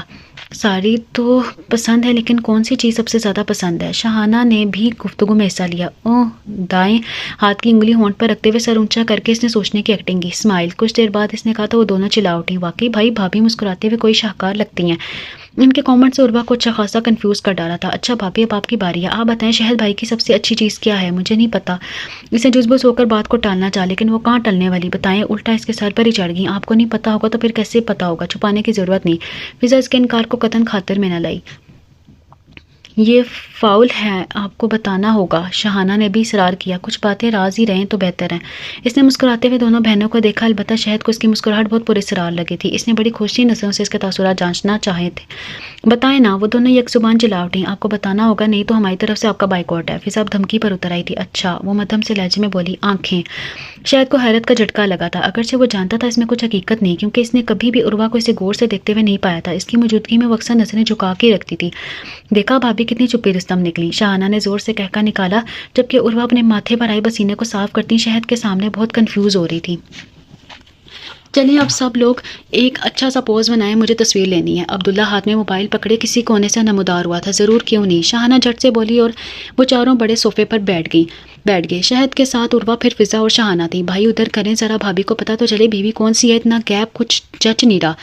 12 سالہ عبداللہ کے منہ سے ایسی بات سن کر عروہ کو اچھی خاصی شرم محسوس ہوئی تھی۔ شہد اس کی باتوں پر ہنستے ہوئے خود ہی اس کے قریب ہو گیا۔ اس کی اتنی قربت پر عروہ سن ہو گئی، دل پر تو پہلے ہی اختیار نہ تھا، اسے لگ رہا تھا وہ یہیں پانی بن کے پگھل جائے گی۔ شکر تھا کہ عبداللہ نے 2-4 تصاویر پر اکتفا کیا تھا۔ شام کے سائے گہرے ہو رہے تھے جب ان کی واپسی ہوئی۔ آج کی دعوت میں وہ تو سارا وقت اپنا دل کو ہی سنبھالتی رہی تھی۔ راحت بیگم اور رحمہ دونوں ہی بہت اچھی تھیں۔ عروہ کئی سال بعد جا کے ماں کے لمس سے آشنا ہوئی تھی۔ شہد کو گئے ہوئے ہفتے سے اوپر ہو رہا تھا۔ عروہ سارا دن خود کو مصروف رکھنے کی کوشش کرتی، گھر کے سارے کام اس نے اپنے ذمہ لے لیے تھے، جس میں رحمہ بھی وقتاً فوقتاً اس کی مدد کرواتی رہتی تھی۔ اتنا عادی نہ بناؤ ہمیں اپنا کہ تمہارے بغیر ہم رہ ہی نہ سکیں، اپنی انگلیوں کے نرم پوروں سے وہ راحت کے سر کا مزاج کر رہی تھی۔ جب انہوں نے اس کا ہاتھ پکڑتے ہوئے نرمی و ملامت سے ٹوکا، میرے بغیر؟ تو میں کہاں جا رہی ہوں آپ کے بغیر؟ ان کی بات سن کر وہ قدرے حیران ہوئی تھی، اندر ہی اندر دل میں زور سے دھڑکا تھا، کہیں شہد تو جاتے وقت کوئی فیصلہ نہیں کر گیا؟ اس نے تھک تھک کرتے ہوئے دل کے ساتھ سوچا۔ ہمارے کاغذات بنوا رہا ہے، بس چند دنوں کی بات ہے، پھر تمہیں اس کے پاس جانا ہے۔ انہیں اس کی سادگی پر ٹوٹ کے پیارا ہے۔ تو میں آپ کے پاس ہی رہ لوں گی نا؟ وہ منمنائی تو وہ مسکرا دی۔ ہمارے پاس بھی آیا کرو گی، بلکہ تم دونوں آیا کرو گے۔ اللہ تمہارے درمیان محبت بڑھائے، خوش و خرم رہو۔ ان کی دعاؤں پر عروہ کی آنکھیں بھر آئیں۔ یہاں تو محبت کا وجود ہی نہیں تھا تو بڑھوتری کیسی؟ میں ذرا ایک نظر کچن میں دیکھا ہوں، بریانی دم پر رکھی ہے۔ بوجھا دل لے کر وہ بہانہ بنا کر اٹھ گئی۔ راحت نے بطور خاص اس کی خاموشی کو نوٹ کیا تھا۔ اس وقت فون کی بیل نے انہیں اپنی طرف متوجہ کیا۔ دوسری طرف شہد تھا۔ عروہ کے پیپرز تیار ہو گئے؟ انہوں نے سلام دعا کے بعد پوچھا۔ او ماما، ہو جائیں گے وہ بھی، آپ کو کیوں اتنی جلدی ہے؟ دوسری طرف یقیناً وہ بدمزہ ہوا تھا۔ مجھے جلدی ہے یا تم تاخیر کر رہے ہو؟ جب تم یہاں تھے تب بھی وہ میں کہتی تھی تم ٹال کر جاتے، اب تمہیں گئے 4 ہفتے ہونے کو آئے ہیں اور تم ہاتھ پہ ہاتھ دھرے بیٹھے ہو۔ آخر تمہارا ارادہ کیا ہے؟ مجھے ایک ہی دفعہ بتا دو۔ وہ غصیلے لہجے میں تیز بولتی گئی۔ عروہ جو کچن سے نکل کر لانچ میں آ رہی تھی، راحت کی باتیں سن کر وہیں رک گئی۔ یوں چپ کے ماں کی بیٹے کی باتیں سننا غیر اخلاقی حرکت تھی، لیکن کسی نادر قوت نے اس کے پاؤں روک دیے تھے۔ ماما کچھ ٹائم تو لگے گا نا، میرے پاس جادو کی چھڑی تو نہیں ہے کہ اسے گھماؤں اور عروہ ادھر ہو۔ انہیں غصے میں آتا دیکھ کر وہ دھیما پڑ گیا۔ نہیں، تم لوگوں کی شادی ہوئی ہے، یہی تو دن ہے ایک دوسرے کو سمجھنے کے۔ چلو تمہیں جانا تو ضروری تھا، لیکن تمہیں چاہیے تھا کہ پہلی فرصت میں عروہ کے پیپرز تیار کرواتے، مگر مجھے تمہارے تیوروں سے لگ رہا ہے کہ تم اسے لے جانا ہی نہیں چاہتے۔ کہیں سارا والا معاملہ تو دوبارہ شروع نہیں کر لیا تم نے؟ وہ واقعی بے حد غصے میں تھے، اس لیے شہد کو شامت آئی ہوئی تھی۔ شہد کی اتنی جلدی شادی بھی اس سلسلے کی کڑی تھی۔ اب بھی اس کا عروہ سے لا تعلقی اور بیگانگی والا رویہ نے بہت کھل رہا تھا، اس لیے بیٹے کی طرف سے بدگمان ہو رہی تھی۔ ایسی کوئی بات نہیں ہے ماما، آپ خواہ مخواہ غلط فہمی کا شکار مت ہوں۔ یہاں آتے ہی مجھ پر کام کا لوڈ بہت زیادہ ہو گیا ہے، جس کی وجہ سے عروہ سے ابھی تک تفصیل سے بات نہیں ہو سکی۔ ویسے میں وقتاً فوقتاً اسے فون کرتا رہتا ہوں اور میں بہت جلد اس کے پیپرز تیار کروا کے بھیج رہا ہوں، اور ابھی ہماری شادی کو عرصہ ہی کتنا ہوا ہے۔ عروہ کا میرے بغیر اداس ہونا بالکل فطری امر ہے۔ آپ خواہ مخواہ کے وہم مت پالیں، میری بیوی میری ذمہ داری ہے اور میں اپنی ذمہ داری نبھانا بخوبی جانتا ہوں۔ اس نے بڑے تحمل سے بات کو سنبھالا، جانتا تھا کہ ماما اس وقت غصے میں ہے اور پیار محبت سے ہی انہیں رام کیا جا سکتا ہے، ورنہ بنتی بات بھی بگڑ جاتی۔ پھر بھی بیٹا تم خیال رکھا کرو، مصروفیت اپنی جگہ، لیکن بیوی پر ضرور توجہ دو۔ اس کی باتوں کا اثر تھا کہ وہ نرم پڑی۔ جی بالکل، آئندہ احتیاط کروں گا۔ اب کہاں ہے وہ عروہ؟ ناچار اسے پوچھنا پڑا۔ مبادہ ماما دوبارہ کلاس نہ لے ڈالے، ورنہ اس کا قطعاً ارادہ نہیں تھا عروہ سے بات کرنے کا۔ میں بلاتی ہوں عروہ، انہوں نے آواز دی تو وہ خود بخود کو سنبھالتی وہ کب سے آئی، گویا کچھ سنا ہی نہ ہو اور ابھی کچن سے نکلی ہو۔ یہ لو شہد کا فون ہے، تمہارے بارے میں پوچھ رہا ہے۔ انہوں نے سہلے سے پکڑایا، خود باہر نکل گئی۔ تو خود نہیں کہہ سکتی تھی ماما سے کہ تمہیں یہاں نہیں آنا؟ وہ چھوٹتے ہی دھاڑا۔ جی میں نے تو کہا تھا، مگر ماما، وہ اس کی دھاڑ پر سہم کے بولی، تو تم منا نہیں سکتی تھی، یا تمہیں بہت شوق چڑھا ہوا ہے دنیا گھومنے کا؟ وہ اپنا غصہ اس پر اتارا تھا۔ نہیں ایسا کچھ نہیں ہے، میں نہیں آنا چاہتی۔ آنسو پیتے ہوئے بمشکل بولے تو ایک لہجہ کے لیے خاموش ہو گیا تھا۔ ہاں تم کیوں چاہو گی؟ وہ عجیب لہجے میں گویا ہوا۔ خیر میں پیپرز تیار کرواتا ہوں، تم تیاری رکھنا۔ وہ فون آف کر چکا تھا، جبکہ عروہ اس کے عجیب و غریب رویے پر اندر ہی اندر کرتی اپنے بیڈ روم کی طرف بڑھ گئی۔ آپ اتنے بیزار کیوں رہتے ہیں مجھ سے؟ کیا جرم سرزد ہوا مجھ سے؟ ان خوبصورت آنکھوں میں میرے لیے خفگی کیوں رہتی ہے؟ وہ بیڈ کے سائڈ پر کارنر پر رکھے اس کی فریم شدہ تصویر سے مخاطب تھی۔ گہری براؤن شہد آنکھیں جنہوں نے پہلی ہی نظر میں سے شکار کر لیا تھا۔ شاید ان کے مابین رشتے کا ساحرانہ تقاضا تھا، یا وہ واقعی پہلی نظر کے عشق کا شکار ہو گئی تھی۔ عروہ کو تصویر میں بھی اس کی آنکھوں میں خفگی کے تاثرات نظر آئے۔ مجھ سے ملتے ہیں تو ملتے ہیں چرا کے آنکھیں، پھر وہ کسی کے لیے رکھتے ہیں سجا کے آنکھیں۔ میں انہیں دیکھتا رہتا ہوں جہاں تک دیکھوں۔ ایک وہ ہے کہ جو دیکھیں نہ اٹھا کر آنکھیں۔ اس جگہ آج بھی بیٹھا ہوں اکیلا یارو، جس جگہ چھوڑ گئے تھے وہ ملا کے آنکھیں۔ خود مجھ سے نظریں وہ اکثر چرا لیتا ہے فراز، میں نے کاغذ پر بھی دیکھی ہیں بنا کر آنکھیں۔ اس کی تصویر کو ہاتھوں میں تھام کر وہ پھوٹ پھوٹ کر رو دی تھی۔ یہ ساری باتیں وہ تصور میں تو اس سے کر سکتی تھی اس کی بے جان تصویر سے، مگر اس کے سامنے وہ اپنے حق میں ایک لفظ تک نہیں بول سکتی تھی، کیونکہ اس سے اپنے حق میں بولنا سیکھا ہی کب تھا۔ اس کی تو قسمت ہی ایسی تھی کہ وہ اپنے حقوق ہمیشہ گروی رکھتی آئی تھی۔ زندگی سے جو ایک آخری امید تھی وہ بھی دم توڑتی نظر آ رہی تھی۔ بھاند بھاند کے بولیاں، بھاند بھاند کے لوگ ایک دوسرے سے بے نیاز، لاپرواہ، کسی اور خود غرض۔ وہ وکلاہٹ کا شکار ہوئی اپنا سوٹ کیس گھسیٹتی ایئرپورٹ کے احاطے سے باہر نکلی۔ بے شمار اجنبی چہروں میں سے ایک اپنا اور آشنا چہرہ نظر آ ہی گیا تھا۔ بلیک جینز پر لائٹ گرے پینٹ شرٹ پہنے، اپنی تمام تر مردانہ وجاہٹ سمیٹ وہ اندر سے نکلنے والے لوگوں کے چہرے کو ہی کھوج رہا تھا۔ اسے تلاش میں دیکھ کر بے اختیار تشکرانہ سانس خارج کرتی وہ اس کی سمت بڑھی۔ وہ بھی اسے دیکھ چکا تھا۔ السلام علیکم، اس کے قریب جا کے بولی۔ وعلیکم السلام۔ وہ اس پر تسہیلی نگاہ ڈالتا ہوا بولا، سفر ٹھیک رہا؟ کوئی پریشانی تو نہیں ہوئی؟ اس کے ہاتھ سے سوٹ کیس لیتے ہوئے وہ بڑے نارمل انداز میں رسمی کلمات ادا کر رہا تھا۔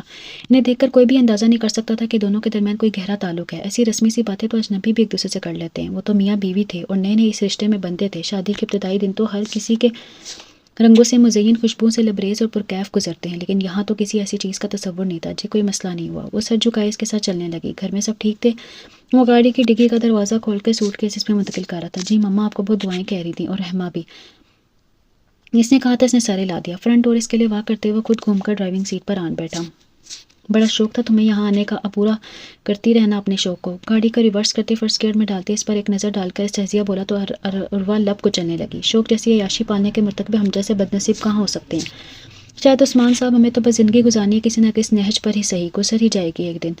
اس کے دل پر یاسیت کے گہرے سائے اترنے لگے۔ کوئی جواب دینے کی بجائے وہ کھڑکی سے باہر دیکھنے لگی۔ کتنی دعائیں مانگی تھی اس نے یہاں آنے سے قبل، کاش کہ وہ بھی زندگی کو جی سکتی، کاش شہد کا دل اس کی طرف مائل ہو جاتا، وہ بھی خوشبو، تتلی، رنگ، پھول جیسے احساسات کو چکھ سکتی۔ اپنے گناہوں کو اس نے رو رو کر معافی مانگی تھی، اور اپنے مجازی خدا کی محبت بھی، مگر لگتا ہے کہ ابھی اس کی دعائیں قبولیت کے درجے تک نہیں پہنچی تھی۔ مجھے ضروری کام ہے آفس میں جا رہا ہوں، تم ڈور لاک کر کے آرام کر لو، میں شام تک آ جاؤں گا، کچھ کھانا ہو تو کچن میں ہر چیز موجود ہے۔ اسے گھر تک پہنچاتے ہی شاید اس کا فرض ختم ہو گیا تھا۔ انتہائی عجلت میں کہتے وہ بہت جلدی میں لگ رہا تھا۔ جی، اس نے بدوقت تمام کیا۔ وہ انہی قدموں سے واپس پلٹ گیا۔ عروہ صوفے پر ڈھہ سے کی، اپنی کم مائگی کا احساس بشدت سے اس پر حملہ آور ہوا تھا۔ اس گھر اور اس کی ہر چیز سے وحشت ہو رہی تھی۔ کیا کرنا تھا ایسی چیزوں کا جب اس کا شوہر ہی اس کا اپنا نہیں تھا؟ زندگی نے ہر لحاظ سے اسے دھوکہ ہی کیا تھا۔ قدم قدم پر اذیت ہی ملی تھی۔ کبھی تو وہ کندھا پیشانی سے سہ جاتی اور کبھی بری طرح ٹوٹ کے بکھر جاتی۔ کھٹکے کی آواز پر وہ چونک کر سیتی ہوئی، شاید کچھ بھول گئے ہوں گے اس لیے واپس آئے ہیں۔ شہر جاتے ہوئے باہر سے ڈور لاک کر کے گیا تھا، اس لیے اس نے اندر سے لاک کرنے کی ضرورت محسوس نہیں کی تھی۔ وہ لاؤنج نما ہال میں ہی بیٹھی تھی جہاں شہد اسے چھوڑ کر گیا تھا۔ قطعی انجان شخص کو اندر داخل ہوتے دیکھ کر وہ بری طرح گھبرا کے کھڑی ہوگی۔ شہد کی جگہ کسی اور کو دیکھ اس کی حواس بری طرح مختل ہوئے تھے۔ لازماً اس کے پاس چپلی کر جاپی تھی جو وہ اندر داخل ہوا تھا۔ وہ نوارد بھی اسے دیکھ کر بری طرح چونکا تھا۔ کون ہو تم؟ تنقیدی نظروں سے اس کا جائزہ لیتے ہوئے نوارد نے کڑے لہجے میں دریافت کیا تھا۔ عروہ کا تو سانس تک رک گیا تھا۔ میں عروہ ہوں، شہد کی مسز۔ بمشکل تھوک نکل کر اس نے حلق سے چند الفاظ نکالے، ورنہ تو یوں لگ رہا تھا کہ ابھی پاؤں اس کا وزن اٹھانے سے انکاری ہو جائیں گے اور وہ دھڑام سے زمین پر آ رہے گی۔ شہد کی مسز؟ وہ ایک مرتبہ پھر بری طرح چونکا، اور اگلے ہی لمحے وہ خود پر قابو پا چکا تھا۔ او بھابھی، آپ کا بھائی، میں الیان ہوں، شہد کا دوست۔ میرے پاس ڈپلیکیٹ چابی اس لیے آ گیا، اگر علم ہوتا کہ آپ موجود ہیں تو کبھی ایسی گہرے لکھی حرکت نہ کرتا۔ آئی ایم سوری، مجھے ایک ضروری فائل لینا تھی اس لیے آیا تھا۔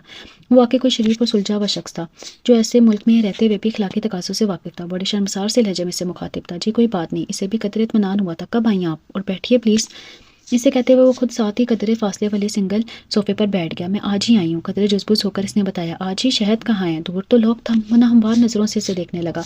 وہ آفس گئے ہیں، کہہ رہے تھے کوئی ضروری کام ہے۔ نظر چرا کر کہتے ہوئے وہ اپنے ناخن دیکھنے لگی تو الیان کو حیرت کا شدید جھٹکا لگا۔ اوکے ٹھیک ہے، میں چلتا ہوں اور آپ پریشان ہوں، میں اپنی مسز کو آپ کے پاس بھیجتا ہوں اور شہد کی بھی ذرا کلاس لیتا ہوں۔ آپ خود کو تنہا مت سمجھے، الیان آپ کے لیے بہت اچھا بھائی ثابت ہوگا۔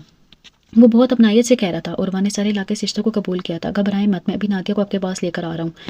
وہ اسے تسلی دے کر باہر نکل گیا تو وہ کچھ سمجھ نہ آنے والے انداز میں دوبارہ صوفے پر بیٹھ گئی۔ نادیہ کیا آئی تھی؟ ان کے فلیٹ میں گویا بہار آ گئی تھی۔ ان کا ایک گول مٹول سا بچہ بھی تھا جو پورے فلیٹ میں بھاگا دوڑا پھر رہا تھا۔ نادیہ خود بھی مسلسل بول کر فلیٹ کی خاموشی کو ختم کر رہی تھی۔ علی نے خوب خبر لی ہے شہد بھائی کی، بس وہ ابھی آنے والے ہوں گے، لیکن تمہیں ان کے آنے سے پہلے کچھ تیاری کرنی چاہیے نا۔ چلو اٹھو، مجھے اپنے کپڑے دکھاؤ، میں تمہیں جلدی سے تیار کر دوں۔ اس کی بات پر عروہ گڑبڑا گئی، لیکن مجھے اتنا بن سورنا اچھا نہیں لگتا۔ اس نے فضول کی دلیل پیش کی۔ وہ شہد کے مزاج سے خوب واقف تھی، اس نے تو ایک نکاح غلط بھی نہ ڈالنی تھی، اور پھر کیا فائدہ ایسے بناؤ سنگار کا؟ نہیں لگتا؟ پھر کیا ہوا؟ ارے آج پہلا دن ہے تمہارا، ہم تو اس سے اچھے طریقے سے سیلیبریٹ کریں گے۔ وہ کہاں اس کی سننے والی تھی، ویسے بھی وہ خاصی باتونی سی لڑکی تھی۔ پھر خود ہی اس نے عروہ کے لیے میرون اور گولڈن نفیس سے کڑھائی والا سوٹ نکالا پریس کیا اور عروہ کے نہ کرنے کے باوجود اسے اچھا خاصا تیار کر دیا۔ ازرہ مروت عروہ بیچاری کچھ بھی نہ کہہ سکی۔ پہچانے شہد بھائی کون ہے یہ؟ عالیانہ شہد گھر میں داخل ہوتا نادیہ نے بڑے سرپرائزنگ انداز میں عروہ کو آگے کیا۔ شہد نے نگاہیں اٹھائیں تو ایک لمحے کے لیے مبہوت ہو گیا۔ وہ واقعی نظر لگ جانے کی حد تک حسین لگ رہی تھی، کسی مغلیہ دور کی شہزادی۔ اس کی واہلانہ مرحدت نگاہوں نے عروہ کو اچھا خاصا کنفیوز کر ڈالا تھا۔ حیا کی آمیزش نے اس کے حسن کو دو اچھا کر دیا تھا۔ میرا خیال ہے عالی ہمیں چلنا چاہیے۔ نادیہ اپنے شوہر سے زیادہ بولڈ تھی۔ ابھی بھی شہد کی آنکھوں کے رنگ بدلتے دیکھ کر اس نے شرارت سے کہا تو وہ جیسے ایک دم ہوش میں آ گیا۔ ایسی بات نہیں ہے، آپ لوگ بیٹھیں۔ اپنے خفت مٹاتا ہوا آدم بے میزبانی نبھانے لگا۔ ایک لمحے کے لیے عروہ کو دیکھ کر اس کے دل نے جو تقاضا کیا تھا وہ اس سے بھی بوکھلا کر رہ گیا تھا، اس لیے نظروں کو بچاتا ہوا ان لوگوں کی طرف متوجہ ہو گیا۔ بھئی آج کے اسپیشل گیسٹ تو آپ دونوں ہیں، ابھی تک تشریف رکھیں، آج میزبانی کا شرف ہمیں دیں، نادیہ نے عروہ کو سامنے بٹھاتے ہوئے کہا۔ بالکل یار نادی بالکل ٹھیک کہہ رہی ہے۔ عالی نے بھی اس کی تائید کی تو وہ کندھے اچکاتا عروہ کے برابر آن بیٹھا۔ اوکے نو پرابلم، اندھا کیا چاہے دو آنکھیں، کرو ہماری خدمت۔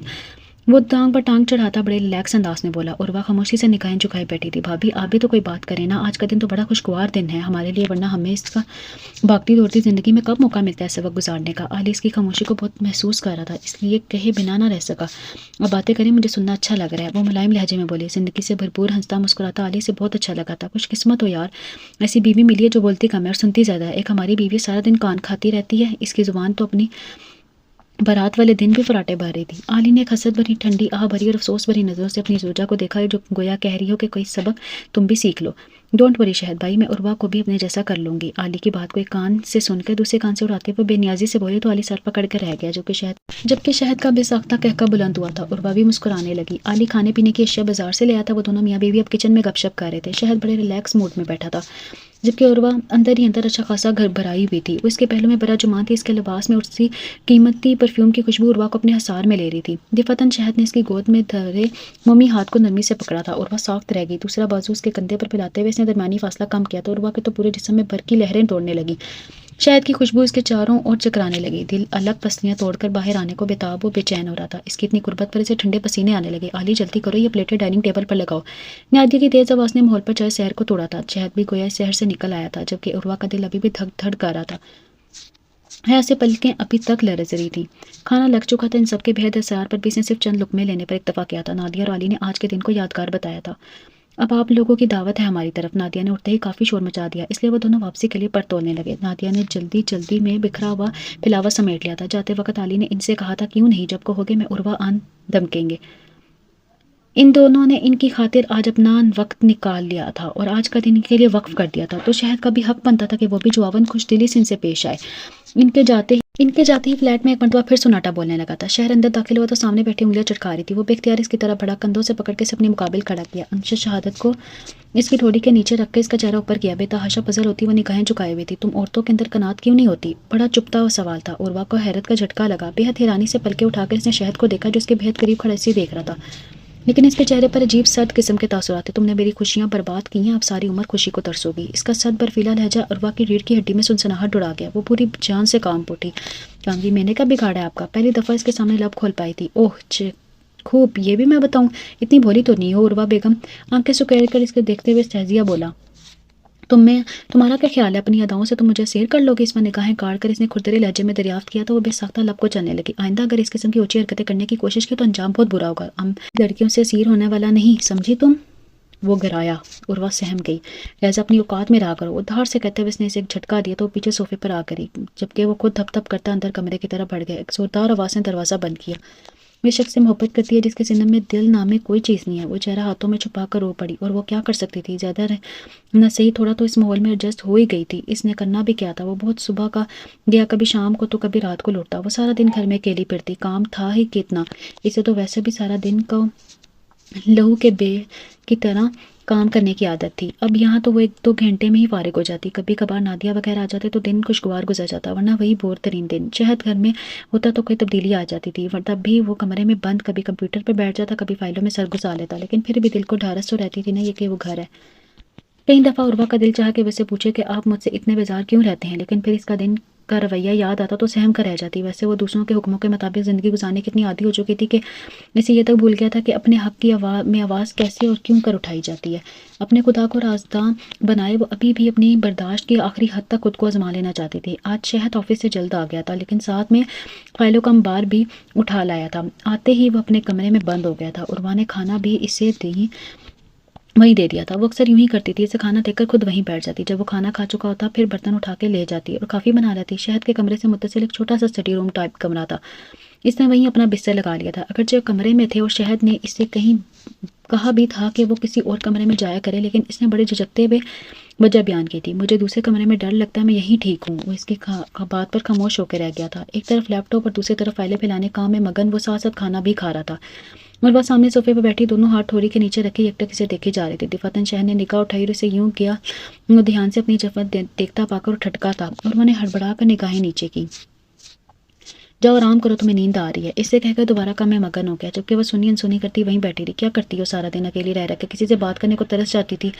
کٹور آتا بھی تھا تو اس کے لیے کہ اس کے پاس کوئی ٹائم نہیں ہوتا تھا، اور وہ اگرچہ اسے مخاطب کرنے کی ہمت خود بھی نہیں پاتی تھی، لیکن یوں سامنے بیٹھ کر وہ اکثر اسے دیکھتی رہتی کہ چلو کچھ اجنبیت تو کم ہوتی تھی۔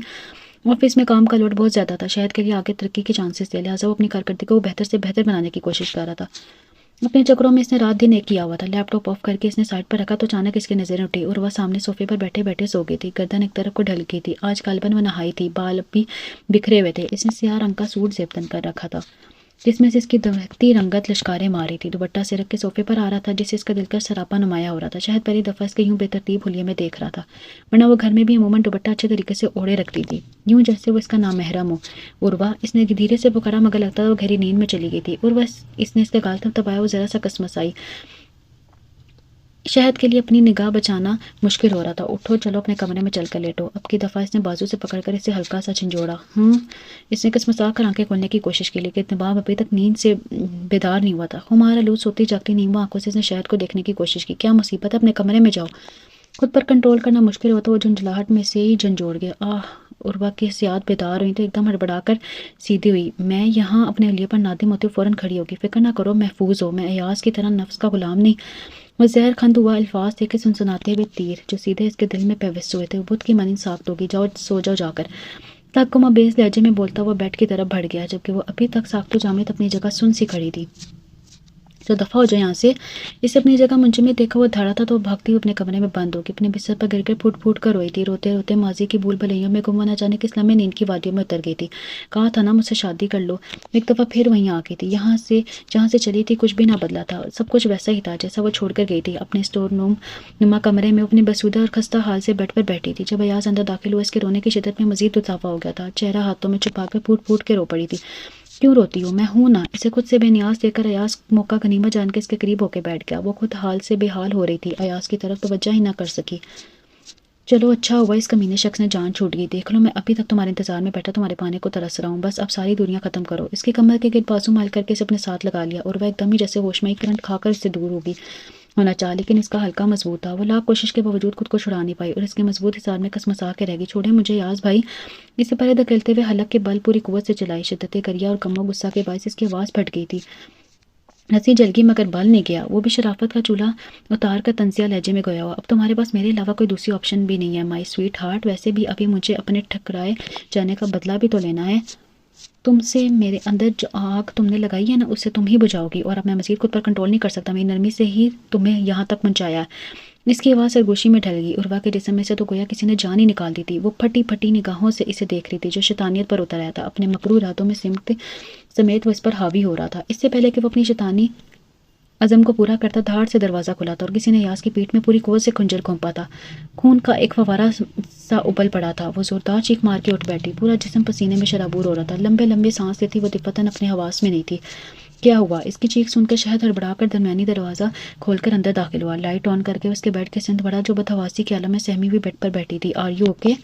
اس کے بیڈ پر اس کے پاس بیٹھتے ہوئے دریافت کیا، لیکن اگلے ہی لمحے بکھلا گیا کیونکہ وہ سیدھی اس کے سینے سے آ لگی تھی۔ اس کا تیز تیز چلتا تھا نفس بتا رہا تھا کہ وہ شدید گھبراہٹ کے عالم میں مبتلا ہے۔ مجھے اس سے بچائیں۔ الفاظ ٹوٹ ٹوٹ کر اس کے منہ سے ادا ہوئے۔ شاید کوئی برا خواب دیکھ لیا ہے۔ شہد نے خود سے قیاس لگایا۔ ٹیک اٹ ایزی، کچھ نہیں ہوگا، میں ادھر ہی ہوں، تمہارے پاس کوئی نہیں آئے گا، سو جاؤ آرام سے۔ اس نے آہستگی سے تھپتھپاتے ہوئے تسلی دی۔ آپ جائیں گے تو نہیں؟ اس سے الگ ہو کر اس نے ڈرتے ڈرتے پوچھا۔ آنکھوں میں بے یقینی سے بے چینی تھی۔ نہیں نہیں، ادھر ہی ہوں، تم سو جاؤ۔ نہیں نہیں، ادھر ہی ہوں، تم سو جاؤ۔ نرمی و آہستگی سے کہہ کر اسے بیڈ پر لٹاتے ہوئے اس وقت کہیں سے بھی بے رحم اور ظالم شوہر نہیں لگ رہا تھا۔ وہ اس کا ہاتھ پکڑے پکڑے دوبارہ سو گئی تھی۔ شہد نے بے ساختہ لمبی سانس لی۔ بیچاری، پتہ نہیں یہ ازمائش کب تک ہے۔ اس کی لمبی پلکوں کو دیکھتے ہوئے اس نے سوچا تھا، عروہ مما کا فون ہے، تمہیں بلا رہی ہیں۔ وہ کپڑے پریس کر رہی تھی جب بیڈ روم سے شہد نے پکارا۔ وہ پلک آف کرتی اندر کی طرف بڑھ گئی۔ جی مما کیسی ہیں آپ؟ وہ بڑے خوشگوار لہجے میں بولی۔ میں ٹھیک ہوں، تم کیسی ہو؟ اس کے لہجے میں محسوس کی جان والی ممتا تھی۔ ان کے لہجے میں، آپ کی دعا ہے مما۔ رحمہ کیسی ہے؟ ایک مما ہی تو تھیں جن کے رویہ میں کوئی کھوٹ نہیں تھی۔ وہ ان سے بات کرنے کے بعد ہمیشہ ہی خود کو فریش محسوس کرتی تھی۔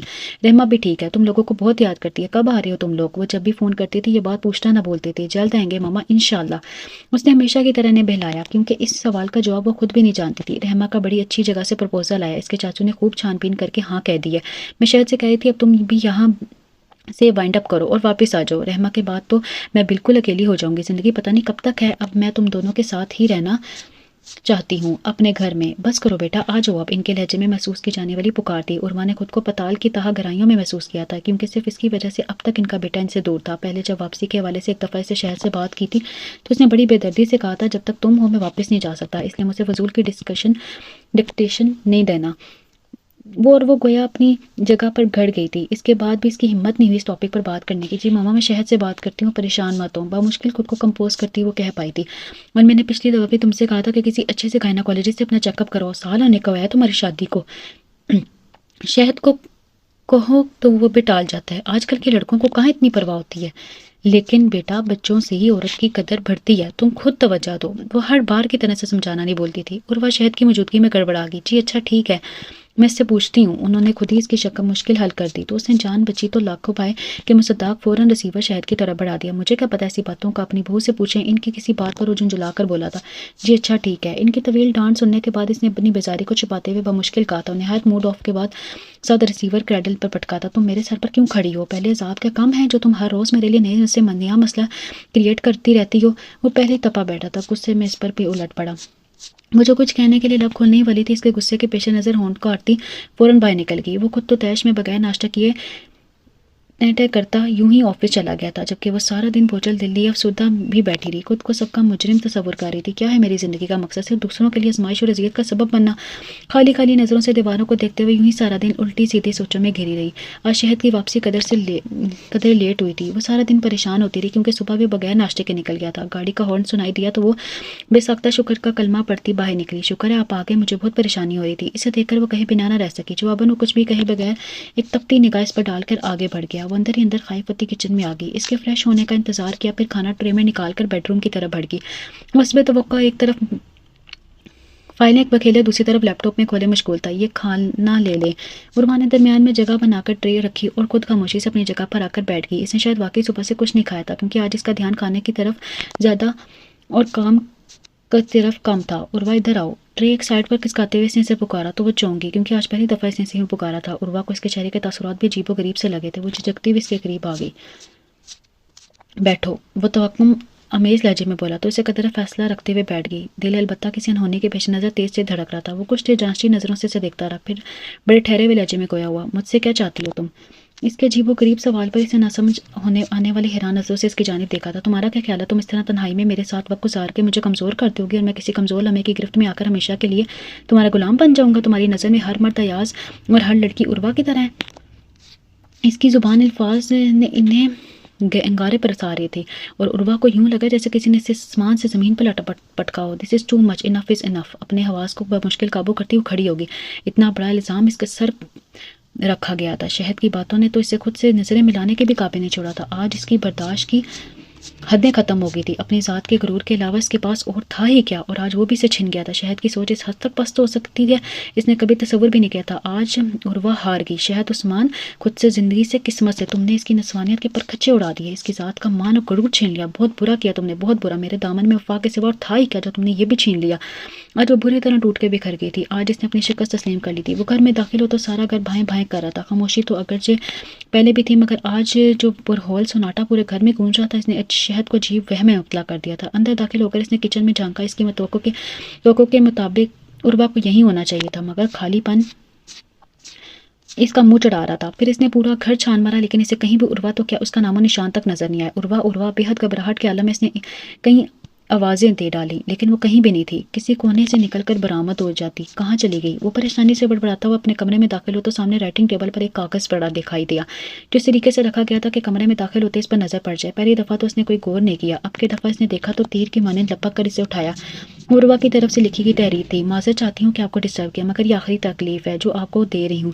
اس کے بعد آپ کو مجھ سے کوئی شکایت نہ ہوگی۔ میں یہاں سے جا رہی ہوں، کہاں یہ میں خود نہیں جانتی، جہاں قسمت لے جائے گی چل پڑوں گی۔ میں جانتی ہوں کہ صرف میری وجہ سے آپ اپنی فیملی سے دور ہیں اور آپ کی شکل دیکھنے کو ترس رہے ہیں اور آپ کے اپنے۔ میری زندگی تو ہے ہی کٹھنائیوں سے لبریز، کسی کو اپنے ساتھ کیوں گھسیٹوں؟ میں نے جتنا عرصہ آپ کے ساتھ گزارا، میں مجھ سے جو غلطیاں ہوئیں ان کے لیے آپ سے معذرت خواہ ہوں اور معافی کی طلبگار ہوں۔ صحیح بات تو یہ ہے کہ مجھے رشتوں کو برتنا نہیں آتا۔ 15 سال کی تھی جب والدین کی وفات ہو گئی، بس 15 سال کے بعد عروہ نے کبھی کسی خوشی کا منہ نہیں دیکھا۔ پتہ نہیں اس میں رب کی کیا مصلحت ہے۔ تائی کے گھر رہی تو ان کے لیے عذاب بنی رہی، آپ کے گھر آئی تو آپ کے عذاب بن گئی۔ ہر رشتے نے مجھے اپنے طور پر رکھا، سمجھا اور برتا، لیکن مجھے کسی سے کوئی شکایت نہیں۔ یہ سب میرے نصیب میں درج تھا تو مجھے مل کے ہی رہنا تھا، اس میں کسی سے کیا شکوہ؟ بلبل کو باغبان سے ناسیات سے گلا، قسمت میں قید لکھی تھی فصل بہار میں۔ میں نے اپنے رب سے اپنے لیے ہمیشہ عصمت اور عفت مانگی ہے۔ پتہ نہیں آپ کو میرے بارے میں کون سی غلط فہمی ہے جو دور نہ ہو سکی۔ بہرحال میں بہت شرمندہ ہوں کہ میری وجہ سے آپ کی زندگی کے قیمتی دن ضائع ہوئے۔ اب دوبارہ سے اپنی زندگی شروع کیجیے، ہمارا کیا ہے، یوں ہی سلگتے بلکتے گزر جائے گی۔ اب تو لفظ خوشی بہت پرایا اور اجنبی لگتا ہے، آپ کا بہت وقت لے لیا۔ آپ سے صرف اتنی گزارش کرنی تھی کہ جب آپ پاکستان جائیں گے تو ماما میرے بارے میں پوچھیں گی تو آپ ان کو سچ نہ بتائیے گا، آپ ان سے کہیے گا کہ عروہ مر گئی ہے، کوئی بہانہ گھڑ دیجیے گا۔ باقی میرے گھر جو مرضی اطلاع پہنچے، مجھے پرواہ نہیں، ماما بہت اچھی ہیں، یہ واحد رشتہ تھا جو مجھے اپنا لگا تھا، میں اپنے حوالے سے انہیں دکھ نہیں دینا چاہتی تھی۔ اس کے بس میں آپ سے وعدہ کرتی ہوں کہ کبھی پاکستان نہیں جاؤں گی تاکہ ان کے علم میں یہ بات نہ آ سکے۔ اس التجا کو مرنے والے کی آخری خواہش سمجھ کر پورا کر دیجیے گا، تاحیات آپ کی احسان مند رہوں گی، عروہ شہاب۔ جاتے جاتے وہ اس سے اپنا رشتہ بھی توڑ گئی، کاغذی ہی صحیح مگر اس کا نام بھی صحیح لٹا گئی تھی۔ شہد کی آنکھوں میں زمین و آسمان گھومنے لگے، وہ بزدل سی لڑکی اتنا بڑا فیصلہ کیسے کر سکتی ہے؟ بے یقینی تھی۔ اس نے کئی بار خط کو پڑھا اور ہر دفعہ ندامت کی دلدل میں دھنستا چلا گیا۔ ایک سراب کے پیچھے بھاگتے ہوئے نام نہاد انا کی خاطر اس نے ایک زندہ جاوید لڑکی کو درگور کر دیا تھا۔ اس کی آنکھوں کے سامنے بار بار یہی لفظ ناچ رہے تھے: آپ ان سے کہیے گا عروہ مر گئی ہے۔ ہاں، عروہ واقعی مر گئی تھی، اس نے اسے مار ہی تو دیا تھا، لفظوں کی مار کے اسے چھلنی کر دیا تھا۔ اب وہ زمانے کی گردشوں میں پتہ نہیں کہاں گھومتی۔ شہد نے گاڑی کی چابی اٹھائی اور اس کی تلاش میں نکل پڑا، اگرچہ وہ اتنی جلدی شادی کے حق میں نہ تھا اور نہ ہی وہ ذہنی طور پر اس کے لیے تیار تھا، مگر ماما سارا والے واقعے کے بعد اس قدر بجھی رہ رہی تھی کہ وہ جلد از جلد شہد کی روانگی سے قبل اس کی شادی کر دینا چاہتی تھی۔ اگر سارا والا واقعہ پیش نہ آتا تو شاید وہ کسی نہ کسی طرح ماما کو قائل کر لیتا۔ عروہ کو راحت نے مسز شیرازی کے اسکول میں دیکھا تھا، وہ کسی کام سے گئی تھی اور پہلی ہی نظر میں اسے پسند کر لیا۔ پھر آگے کا معاملہ تو چٹ منگنی پٹ بیاہ والا تھا۔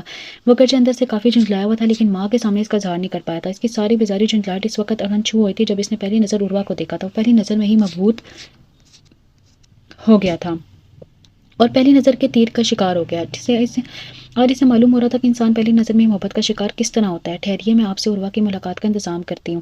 عروہ کو جب اٹھا کر اندر لے گئے تو اس کی کزن ندا نے مسکراتے ہوئے شہد سے کہا تھا کہ عروہ تو جھوم ہی گیا، جبکہ ندا اندر کی طرف بڑھ گئی۔ کافی دیر بعد اس کی واپسی ہوئی تو اس کا منہ لٹکا ہوا تھا۔ سوری، وہ ملنے کے لیے تیار نہیں ہے، میں نے بہت کہا مگر وہ ایگری نہیں ہوئی۔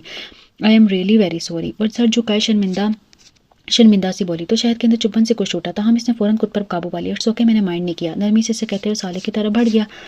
باحیا شرما رہی ہوگی یار، تم نے نوٹ نہیں کیا، بھابھی ویسے بھی بہت شرمیلی ہیں، فی زمانہ ایسی باحیا لڑکی تو ملتی ہی نہیں ہے، تو واقعی لکی ہے یار۔ شہد نے سالے کو بتایا تو اپنا خیال ظاہر کرنے لگا، اس بات کو اس نے بھی محسوس کیا تھا، لہٰذا فوراً اس بات میں سر ہلا دیا۔ وہ ساری رات اس کے اور عروہ کے تصور کے ہمراہ گزری تھی۔ گھر میں شادی کی تیاری پورے زور شور سے ہو رہی تھی، وہ خود بڑھ چڑھ کر ہر چیز میں حصہ لے رہا تھا۔ ابھی وہ رحمہ اور ماما کو مسز شیرازی کی طرف چھوڑ کر آیا تھا جب ملازمہ نے اسے آ کر کہا کہ آپ سے کچھ صاحب ملنے آئے ہیں۔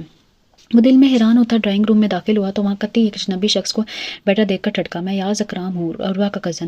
نوارد نے خود ہی اس کی الجھن حل کر دی۔ کیسے ہیں آپ؟ وہ اس کا سسرالی رشتہ دار تھا، لہٰذا اچھے طریقے سے ملنا اس کا فرض تھا۔ ہینا آپ سے بات کرنا چاہتی ہے۔ ایاز نے سیل فون کی طرف بڑھایا، وہ لب بھینچے سے سن رہا تھا، وہ نہ چاہتے ہوئے بھی سیل اس کے ہاتھ سے پکڑ لیا۔ ہیلو، دل میں اٹھتے جوار باٹھے کو دباتے ہوئے بمشکل لہجہ نارمل رکھ پایا۔ میں عروہ بات کر رہی ہوں، میں آپ سے بہت معذرت خواہ ہوں، یہ سب کچھ جلد بازی کا نتیجہ ہے۔ حقیقت یہ ہے کہ میں آپ کے ساتھ نہیں رہ سکتی، میں اپنا سب کچھ ایاز کو سونپ چکی ہوں، آپ کے لیے میرے پاس کچھ بھی نہیں ہے جو میں آپ کو دے سکوں۔ شادی کبھی کامیاب نہیں ہو سکتی کیونکہ میں خود کو صرف ایاز کو مانا سمجھتی ہوں، اس کے لیے کوئی اور مجھے دیکھے بھی اور یہ بھی گوارا نہیں، سو آپ پلیز اس کا کاغذی رشتہ کو ختم کر دیں کیونکہ شٹ اپ، اس کی بات کاٹ کر کرایا۔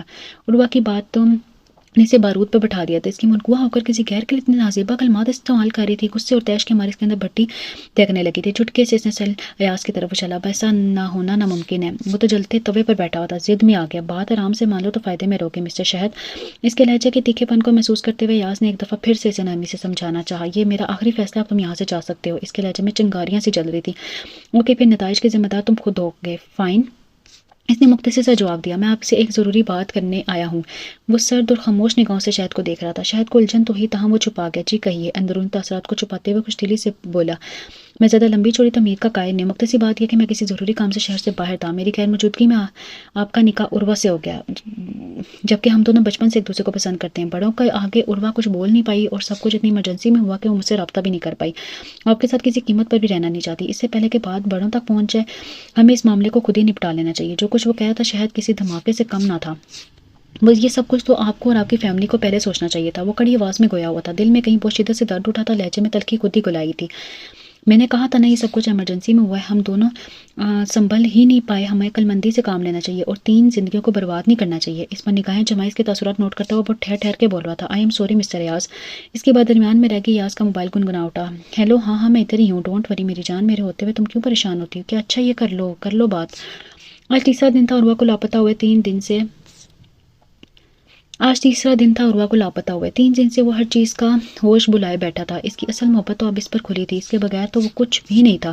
اپنے نام نہاد انا کو لے کر اپنی زندگی کی قیمتی دن گوا بیٹھا تھا. اور جب اس نے اپنی غلطی کا ادراک ہوا تو کہیں بھی نہیں تھی. کون سی جگہ ایسی تھی جہاں اس نے نہیں ڈھونڈا. ہر روز چیک کرتا تھا کہ شاید وہ کسی طریقے سے رابطہ کرے. آج بھی ای میل چیک کر رہا تھا جب ندا کی میل عروہ کے نام ٹیک کر ٹھٹک گیا. عروہ میرے پاس وہ زبان نہیں ہے کہ جس سے تم جیسی پاکیزہ ہستی کو پکارا جائے. تمہارے جانے کے بعد ہمیں علم ہوا کہ تمہارے لیے کیا تھی. تم تو وہ خوش بخت ستارہ تھی جو ہمارے گھر سے نکلا تو سیاہ بختی سے ہمارا راستہ دیکھ لیا. ہم نے جو کچھ تمہارے ساتھ کیا وہ اگرچہ قابل معافی نہیں پھر بھی اگر ہو سکے تو میں معاف کر دینا. میں نے اور ایاز نے مل کر شہد کو تمہارے خلاف بہت بھڑکایا تھا. خدا کا انصاف دیکھا کہ اسی دن ایاز کو پولیس لے گئی. وہ غلط کارروائیوں میں ملوث تھا. پھر تو بدنامی نے ہمارا گھر دیکھ لیا. ہم برباد ہو گئے. ہم نے تمہارا حق چھینا. ہم لقمے کو ترس کے. تم جتنی اچھی اور ہمدرد ہو مجھے پوری امید ہے کہ تم ہمیں معاف کر دو گے. شاید اسی طرح اللہ بھی ہمیں معاف کر دے. اگرچہ ہماری سزائیں بہت زیادہ ہیں. ہم نے تمہاری شادی بھی کسی نیک نیتی سے نہیں کی تھی لیکن اللہ کو شاید تمہاری خوشیاں منظور تھیں. اگر ہو سکے تو ہم سب کو معاف کر دینا. تمہاری خدا کار بہن ندا اکرم. ای میل پڑھ کر وہ مزید ندامت سے دوچار ہو گیا تھا. رحمہ اکثر عروہ سے انٹرنیٹ پر چیٹنگ کرتی رہتی تھی. اس نے ندا کو ای میل ایڈریس دیا تھا. اگرچہ اب وہ اسے عروہ کی ذات کے حوالے سے قسم کی صفائیوں کی ضرورت نہیں تھی تاہم پھر بھی قدرت نے اس کی گواہی پیش کر دی تھی. وہ سر دونوں ہاتھوں میں گرا کر بس ضبط کھونے لگا. کیا بات ہے یار، گھر کھلا پڑا ہے. کدھر ہو تم؟ آریان دور ہی سے بولتا چلا آ رہا تھا. شہد وہ بیڈ روم میں داخل ہوا تو شہد کو انتہائی شکستہ حال دیکھ کر لپک کر اس کی طرف بڑھا. کیا ہوا یار، تم ٹھیک ہو؟ سلور زیادہ کپڑے، بڑی ہوئی شیپ، الجھا ہوا بکھرا ہولیا اور سرخ آنکھیں. اس کی حالت دیکھ کر آلیان اچھا خاصا گھبرا گیا تھا. آلیان، ایک ہمدرد پاتے ہی اس کے کندھے سے لگ کر سسک اٹھا. وہ کہاں ہے آلیان؟ اسے کہو کہ لوٹ ہے. بہت سزا ہو گئی. اب مجھ سے برداشت نہیں ہوتا. بلاؤ نا آلیان. اس کی حالت پر آلیان کا دل کٹ کے رہ گیا. کس کی بات کر رہے ہو شہد؟ عروہ پتہ نہیں کہاں چلے گیا مجھے چھوڑ کر. میں نے اسے کتنا پکارا. وہ جو میری ایک پکار پر دور چلی آئی تھی اب سنتی ہی نہیں ہے. اسے کہو ایسا نہ کرے میرا ساتھ. اب لوٹ آئے. وہ اونچا پورا جوان مرد یوں بلک رہا تھا کہ آلیان کے لیے اسے سنبھالنا مشکل ہو گیا. یہ لو پانی پیو، سب ٹھیک ہو جائے گا. میں آ گیا ہوں. آلیان نے اسے تسلی دیتے ہوئے پانی کا گلاس تھمایا جیسے وہ ایک ہی سانس میں کٹا کٹ چڑھا گیا. کچھ دیر بعد اس کا سانس بحال ہوا تو آلیان نے بولا، اب مجھے بتاؤ کیا ہوا تھا؟ بھابھی کیوں گئی ہیں؟ شہد نے سر جھکا کے اس کا سوال سنا تھا پھر بھی اسے ساری بات بتاتا چلا گیا. اس کے رودات سن کر اگرچہ آلیان اسے سچ کرنے کا ارادہ رکھتا تھا لیکن اس کی موجودہ حالت کے پیش نظر خاموش رہ گیا. اس وقت اسے مورل سپورٹ کی ضرورت تھی اور ایک اچھا دوست وہی ہوتا ہے جو موقع محل کے مطابق اپنے دوست کو سمجھنے کی کوشش کرے. کچھ نہیں گئی ہوں گی، وہ مل جائیں گی انشاءاللہ. میرے کچھ کانٹیکٹس ہیں، پتہ کرواتا ہوں. Don't worry. وقتی طور پر ناراض ہوں گی، مان جائیں گی. میں نے ان کی آنکھوں میں تمہارے لیے محبت دیکھی ہے. تم خود کو سنبھالو، بھی ریلیکس. اس کا شانہ تھپتھپاتے ہوئے فیس سے باہر نکالنے کی کوشش کر رہا تھا. پھر آلیان اور شہد نے مل کر اسے کہاں نہیں ڈھونڈا. ہاسپٹل تک انہوں نے کنگال ڈالے لیکن عروہ کو نہ ملنا تھا، نہ ملی. شہد کی حالت روز بروز بگڑتی جا رہی تھی. گھر، آفس، سب کچھ حتیٰ کہ اپنے آپ بھی بلائے بیٹھا تھا لیکن لگتا تھا وہ واقعی سے روٹ کر بہت دور جا چکی تھی. اس صوفے کو روزانہ حضرت یاد سے دیکھا کرتا جس پر بیٹھ کے اسے دیکھا کرتی تھی. کتنا کٹھور آگے ہو گیا تھا وہ. اپنی چمن کو اس نے اپنے ہاتھ سے آگ لگائی تھی. عروہ کو گئے مہینے ہونے کو آئے تھے. اب شہد کی امیدیں ختم ہوتی جا رہی تھی. اسی وقت عجیب و غریب قسم کے خیالات اور وسوسے سے ستائے رہتے تھے. ٹینشن کی وجہ سے اسے سخت بخار نے آن گھیرا تھا.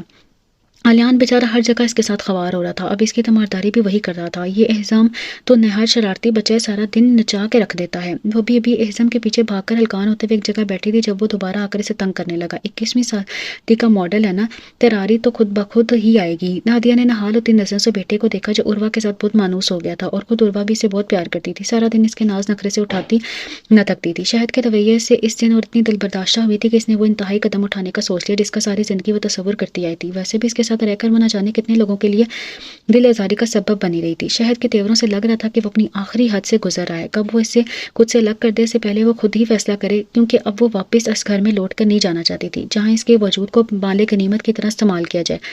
घर से निकलकर वह न जाने के इन रास्तों पर कितनी देर चलती रही, इससे कुछ न खबर न थी। जब अचानक कल्याण इसे ट्रक आया था, इसे यूं अकेला देखकर ठटक गया। उर्वा ने चाहा कि कहीं कतरा कर निकल जाए, क्या कम से कम इसे टाल दे, लेकिन आलियान इसके हुलिये से बिल्कुल मुतमईन नहीं था और इसे शहद से भी थोड़ा बहुत शक था। अब जो उर्वा का यूं बेयारो मददगार मुंह झुकाए किसी नामालूम मंजिल की तरफ रवां देखा तो इसे अपना शक यकीन में बदलता महसूस हुआ। फिर उर्वा के ना करने के बावजूद वो उसे घर ले आया था और उर्वा से सारी बातों उगलवा के दम लिया था। अब यहाँ से कहीं नहीं जाएंगी क्योंकि यह आपके भाई का घर है, और एक भाई की गैरत कत्ती का गवारा नहीं करती कि इसकी बहन बेमोल हुई फिरे। आलियान ने इसके सर पर हाथ रखते हुए कत्ती दो टोक लहजे में कहा था, और नादिया ने भी इसकी भरपूर तायद की थी। आलियान शहद से बराबर मिलता रहा। सारी सूरत इसके सामने आ गई थी। शहद उर्वा को खोकर नादिम था, लेकिन आलियान चाहता था कि शहद को एक दफ़ा अच्छी तरह सेहत नसीहत मिल जाए ताकि वो आइंदा मोहतात रहे। जो कुछ इसने शहद के लिए किया वो इसकी मोहब्बत में दोस्त बनकर किया, और जो कुछ इसने उर्वा के लिए किया वो एक भाई की हैसियत से किया। कहते हैं कि दुआ कभी रद्द नहीं होती। ये उर्वा की दुआओं का ये असर था जो आलियान की सूरत में जाहिर हुआ था कि अल्लाह पाक ने इसकी किस्मत को महफूज कर लिया था और इसके लिए निगरान मुकर्रर कर दिया था। एज़म के बच्चे एज़म ने इसके बालों में से क्लिप उतार दिया था जिसकी वजह से इसके सारे बाल बिखर गए थे। इसने मसनूई गुस्से से इससे आंखें निकाली जबकि वो किल करता अब छोटा सा कुशन उतार के इसके सर पर रख रहा था। उर्वा ने हंसते हुए इसे पीछे से खींचकर अपने आगे किया था। उर्वा हजम एज़म के कपड़े तो चेंज कर दो, क्या हशर किया हुआ है इसने। आलियान आने वाला होगा, मैं जरा किचन को देख लूँ। नादिया से हदायत देती उठकर किचन की तरफ बढ़ गई। अब आप इधर बैठो, मैं आपके कपड़े लेकर आती हूँ। इसे किचन पर बिठाते हुए उर्वा ने इसकी नन्ही सी नाक दबाई तो वो सोने लगा। वो वार्डरोब से एज़म के लिए शर्ट्स निकाल रही थी जब दरवाज़ा आहिस्तगी से खुला। उर्वा ने फौरन दुपट्टा अच्छी तरह लपेटा जो एज़म के साथ खेलने के बाइस कंधे पर झूल रहा था। वो यही समझी थी कि आलियान होगा। इसकी चौंकी इसकी तरफ पुष्टि लिहाजा देख नहीं सकी। आने वाला जब काफ़ी देर तक अंदर नहीं आया तो वो उलझ ही गई। आली भाई आप यूं क्यों, वो कहते हुए मुड़ी, लेकिन इसकी बात दरमियान में ही रह गई। बाकी के अल्फाज इसके मुंह में ही रह गए। वो हैरान और शशर अपने सामने खड़े शहद उस्मान को देख रही थी जो बिना पलक झुकाए इसके देख रहा था। उर्वा ने चाहा इसके नज़रअंदाज करके वहां से निकल जाए, लेकिन इसके कदम तो गोया ज़मीन से जकड़ रखे थे। सर झुकाए होंठ काटती वो अपनी शिस्त भी ना तब्दील कर पाई। वो छोटे छोटे कदम उठाता इसकी तरफ बढ़ा था। उर्वा का सांस रुकने लगा। इसकी शिद्दत से दिल चाह के ज़मीन फटे और इसमें समा जाए। वो ताहियात इस शख्स का सामना नहीं करना चाहती थी। उर्वा इसने धीमे लहजे में इसे पुकारा था, लेकिन लहजे में इतनी शिद्दत इतनी चाह थी कि उर्वा को अपना दिल डूबता हुआ महसूस हुआ था। अगले ही लम्हे शहद ने इसे कंधे से पकड़कर खींचते हुए खुद से लगा लिया था। उर्वा तो जहाँ की तहाँ रह गई। वो जो तंज तशनी और पत्थर बरसने के मुंतजर थी इस नई अफ्ताब पर घबरा गई। कहाँ चली गई थी तुम? हाँ, तुम्हें नहीं पता था हमारा शहर तुम्हारे बगैर कितना अधूरा, कितना नामुकम्मल, कितना खाली हो गया था। तुम तो मेरे वजूद का हिस्सा थी, फिर तुमने मेरे साथ ऐसा क्यों किया? इसे सीने से लगाए वो बहुत शकिस्ता लहजे में बोल रहा था। उर्वा को हैरत का झटका लगा था शदीद। शहद और ऐसी बातें, एक तो वो इसकी इतनी कुर्बत पे बहुत बुखलाई हुई थी, जुबान साथ देने से इनकारी हो रही थी। दूसरा इसके सार में इतनी दीवानगी, इतनी शिद्दत कि उर्वा को लग रहा था कि किसी भी लम्हे इसकी सांसें इसका साथ छोड़ जाएंगी। तो मेरे लिए क्या हो ये तो मुझे पता चला जब तुम मुझे अधूरा कर गई। तब मैंने महसूस किया कि मैं तो तुम बिन बिल्कुल अधूरा हूँ। मेरी तकमील तो तुमसे है। इसने अपने लब उर्वा के बालों पर रखे तो वो तड़प के रह गई। छोड़े मुझे। इसने एक झटके से खुद को इससे अलग किया था। शहद का रिसार किसी बड़की बट्टी की मानिंद महसूस हो रहा था जिसमें वो सर से पांव तक झुलस गई थी। अगर जब वो खुद को इसे छुड़ाकर दूर हो चुकी थी फिर भी इसे अपना आप अंगारे की तरह धकता हुआ महसूस हो रहा था। मत भूलें कि मैं वही उर्वा हूँ जिसे कदम बकदम आपने धुतकारा था और तजलील की थी। मैं अब भी वही उर्वा हूँ, उर्वा शहाब। आपकी कुछ नहीं लगती। जाएं जाएं यहाँ से, किसी को नहीं जानती। मुझे किसी से कोई सरोकार नहीं। वो हसियानी अंदाज में चलाई। वो भी इंसान थी, कहाँ तक बर्दाश्त करती। आज इसका जब्त पारा पारा हो गया था। वो जो अपनी तरफ से इसके टॉपिक को क्लोज कर चुकी थी अब इस बाप को दोबारा खुलते देखकर अपना जब्त गंवा चुकी थी। मुझे अपनी गलती का इदराक है उर्वा, मैं इसके लिए शर्मसार हूँ। मैं तुम्हारा गुनहगार हूँ। तुम जो सज़ा मेरे लिए तजवीज़ करो मुझे मंजूर है, मगर खुदा के लिए यूँ खुद को अजियत ना दो। इसे इससे ऐसी ही रद्द-ए-अमल की तवक्को थी और वो खुद भी यही चाहती थी कि घुट घुट के जीना बंद करे, एक दफ़ा खुलकर दिल की भड़ास निकाल ले ताकि इतने सालों से जो लावा इसके अंदर पक रहा है वो बह निकले। और उर्वा भी हाथों में चेहरा छुपाकर सिसक उठी। ओके रिलैक्स, मैं चला जाता हूँ, लेकिन तुम पहले मेरी बात सुन लो। बहुत सारी बातें ऐसी हैं जिनकी हकीकत तुम पर अश्कार नहीं हुई। तुम जब बस मंजर से आगाह होगी तो यकीनन अपनी सोच में तब्दीली पाओगी। शहद ने इसके करीब बैठते हुए नरमी से इसके आंसू को अपने पोरों में चुना तो वो ठटक कैसे देखने लगी। शहद ने इसके हाथों को अपनी गिरफ्त में लिया, फिर वो इस पर खुलता चला गया। अपनी मोहब्बत, बेबसी, गुरेज, गैरत, इसने कुछ भी पोशीदा न रखा था और वह शिस्टर से इसे सुन रही थी। ऐसा कैसा खेल खेला गया था इसके खिलाफ। وہ ساری زندگی اس جرم کی سزا کاٹ رہی تھی جو کبھی اس کی سے سرزد ہوئی نہیں تھی، لیکن میں کسی کو بھی معاف نہیں کروں گا۔ آئندہ نیدا کا تو ایسا مزہ چکھاؤں گا کہ اس کی 7 نسلیں بھی پناہ مانگیں گی۔ اس کے لہجے میں شراروں کی تپش تھی۔ عروہ نے ہول کر اسے دیکھا۔ جب خود آپ کے اندر کسی کو معاف کرنے کا حوصلہ اور ظرف نہیں تو پھر اس کی توقع آپ دوسروں سے کیوں کر رکھ سکتے ہیں؟ عروہ نے چپتے ہوئے لہجے میں سے کہا، اچھا اگر میں سارا کو معاف کر دوں تو کیا تم مجھے معاف کر دو گی؟ وہ یکدم ہی بڑے جوش سے اس کا ہاتھ دبا کر پوچھنے لگا تو عروہ یکدم ہوش میں آئی۔ اس کی باتوں کے دوران وہ قطعاً فراموش کر چکی تھی کہ اس کے ہاتھ ابھی تک شہد کی گرفت میں تھے۔ مجھے نہیں پتا، سارا میری ممی تو نہیں لگتی، آپ کا مسئلہ ہے، جو چیز چاہے کریں، میرا ہاتھ چھوڑیں۔ وہ چس بس ہو کر کہتی اپنے ہاتھ چھڑوانے کی کوشش کر رہی تھی، بالآخر ناکام ہو کر آخر میں بول ہی اٹھی، تم بھی تو میرا مسئلہ ہو میری زندگی۔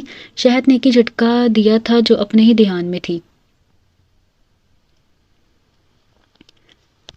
اس عملے کے لیے تیار نہ تھی، سیدھی اس کے اوپر آ گئی۔ شرم نہیں آتی آپ کو؟ اس کے تنگ ہوتے گھیرے سے گھبرا کر بولی تو شہد کا بے ساختہ قہقہ ذات ہوا تھا۔ اس کے جملے سے وہ خاصا محظوظ ہوا تھا۔ تم سے بھلا کیوں شرم آئے گی بے وقوف لڑکی؟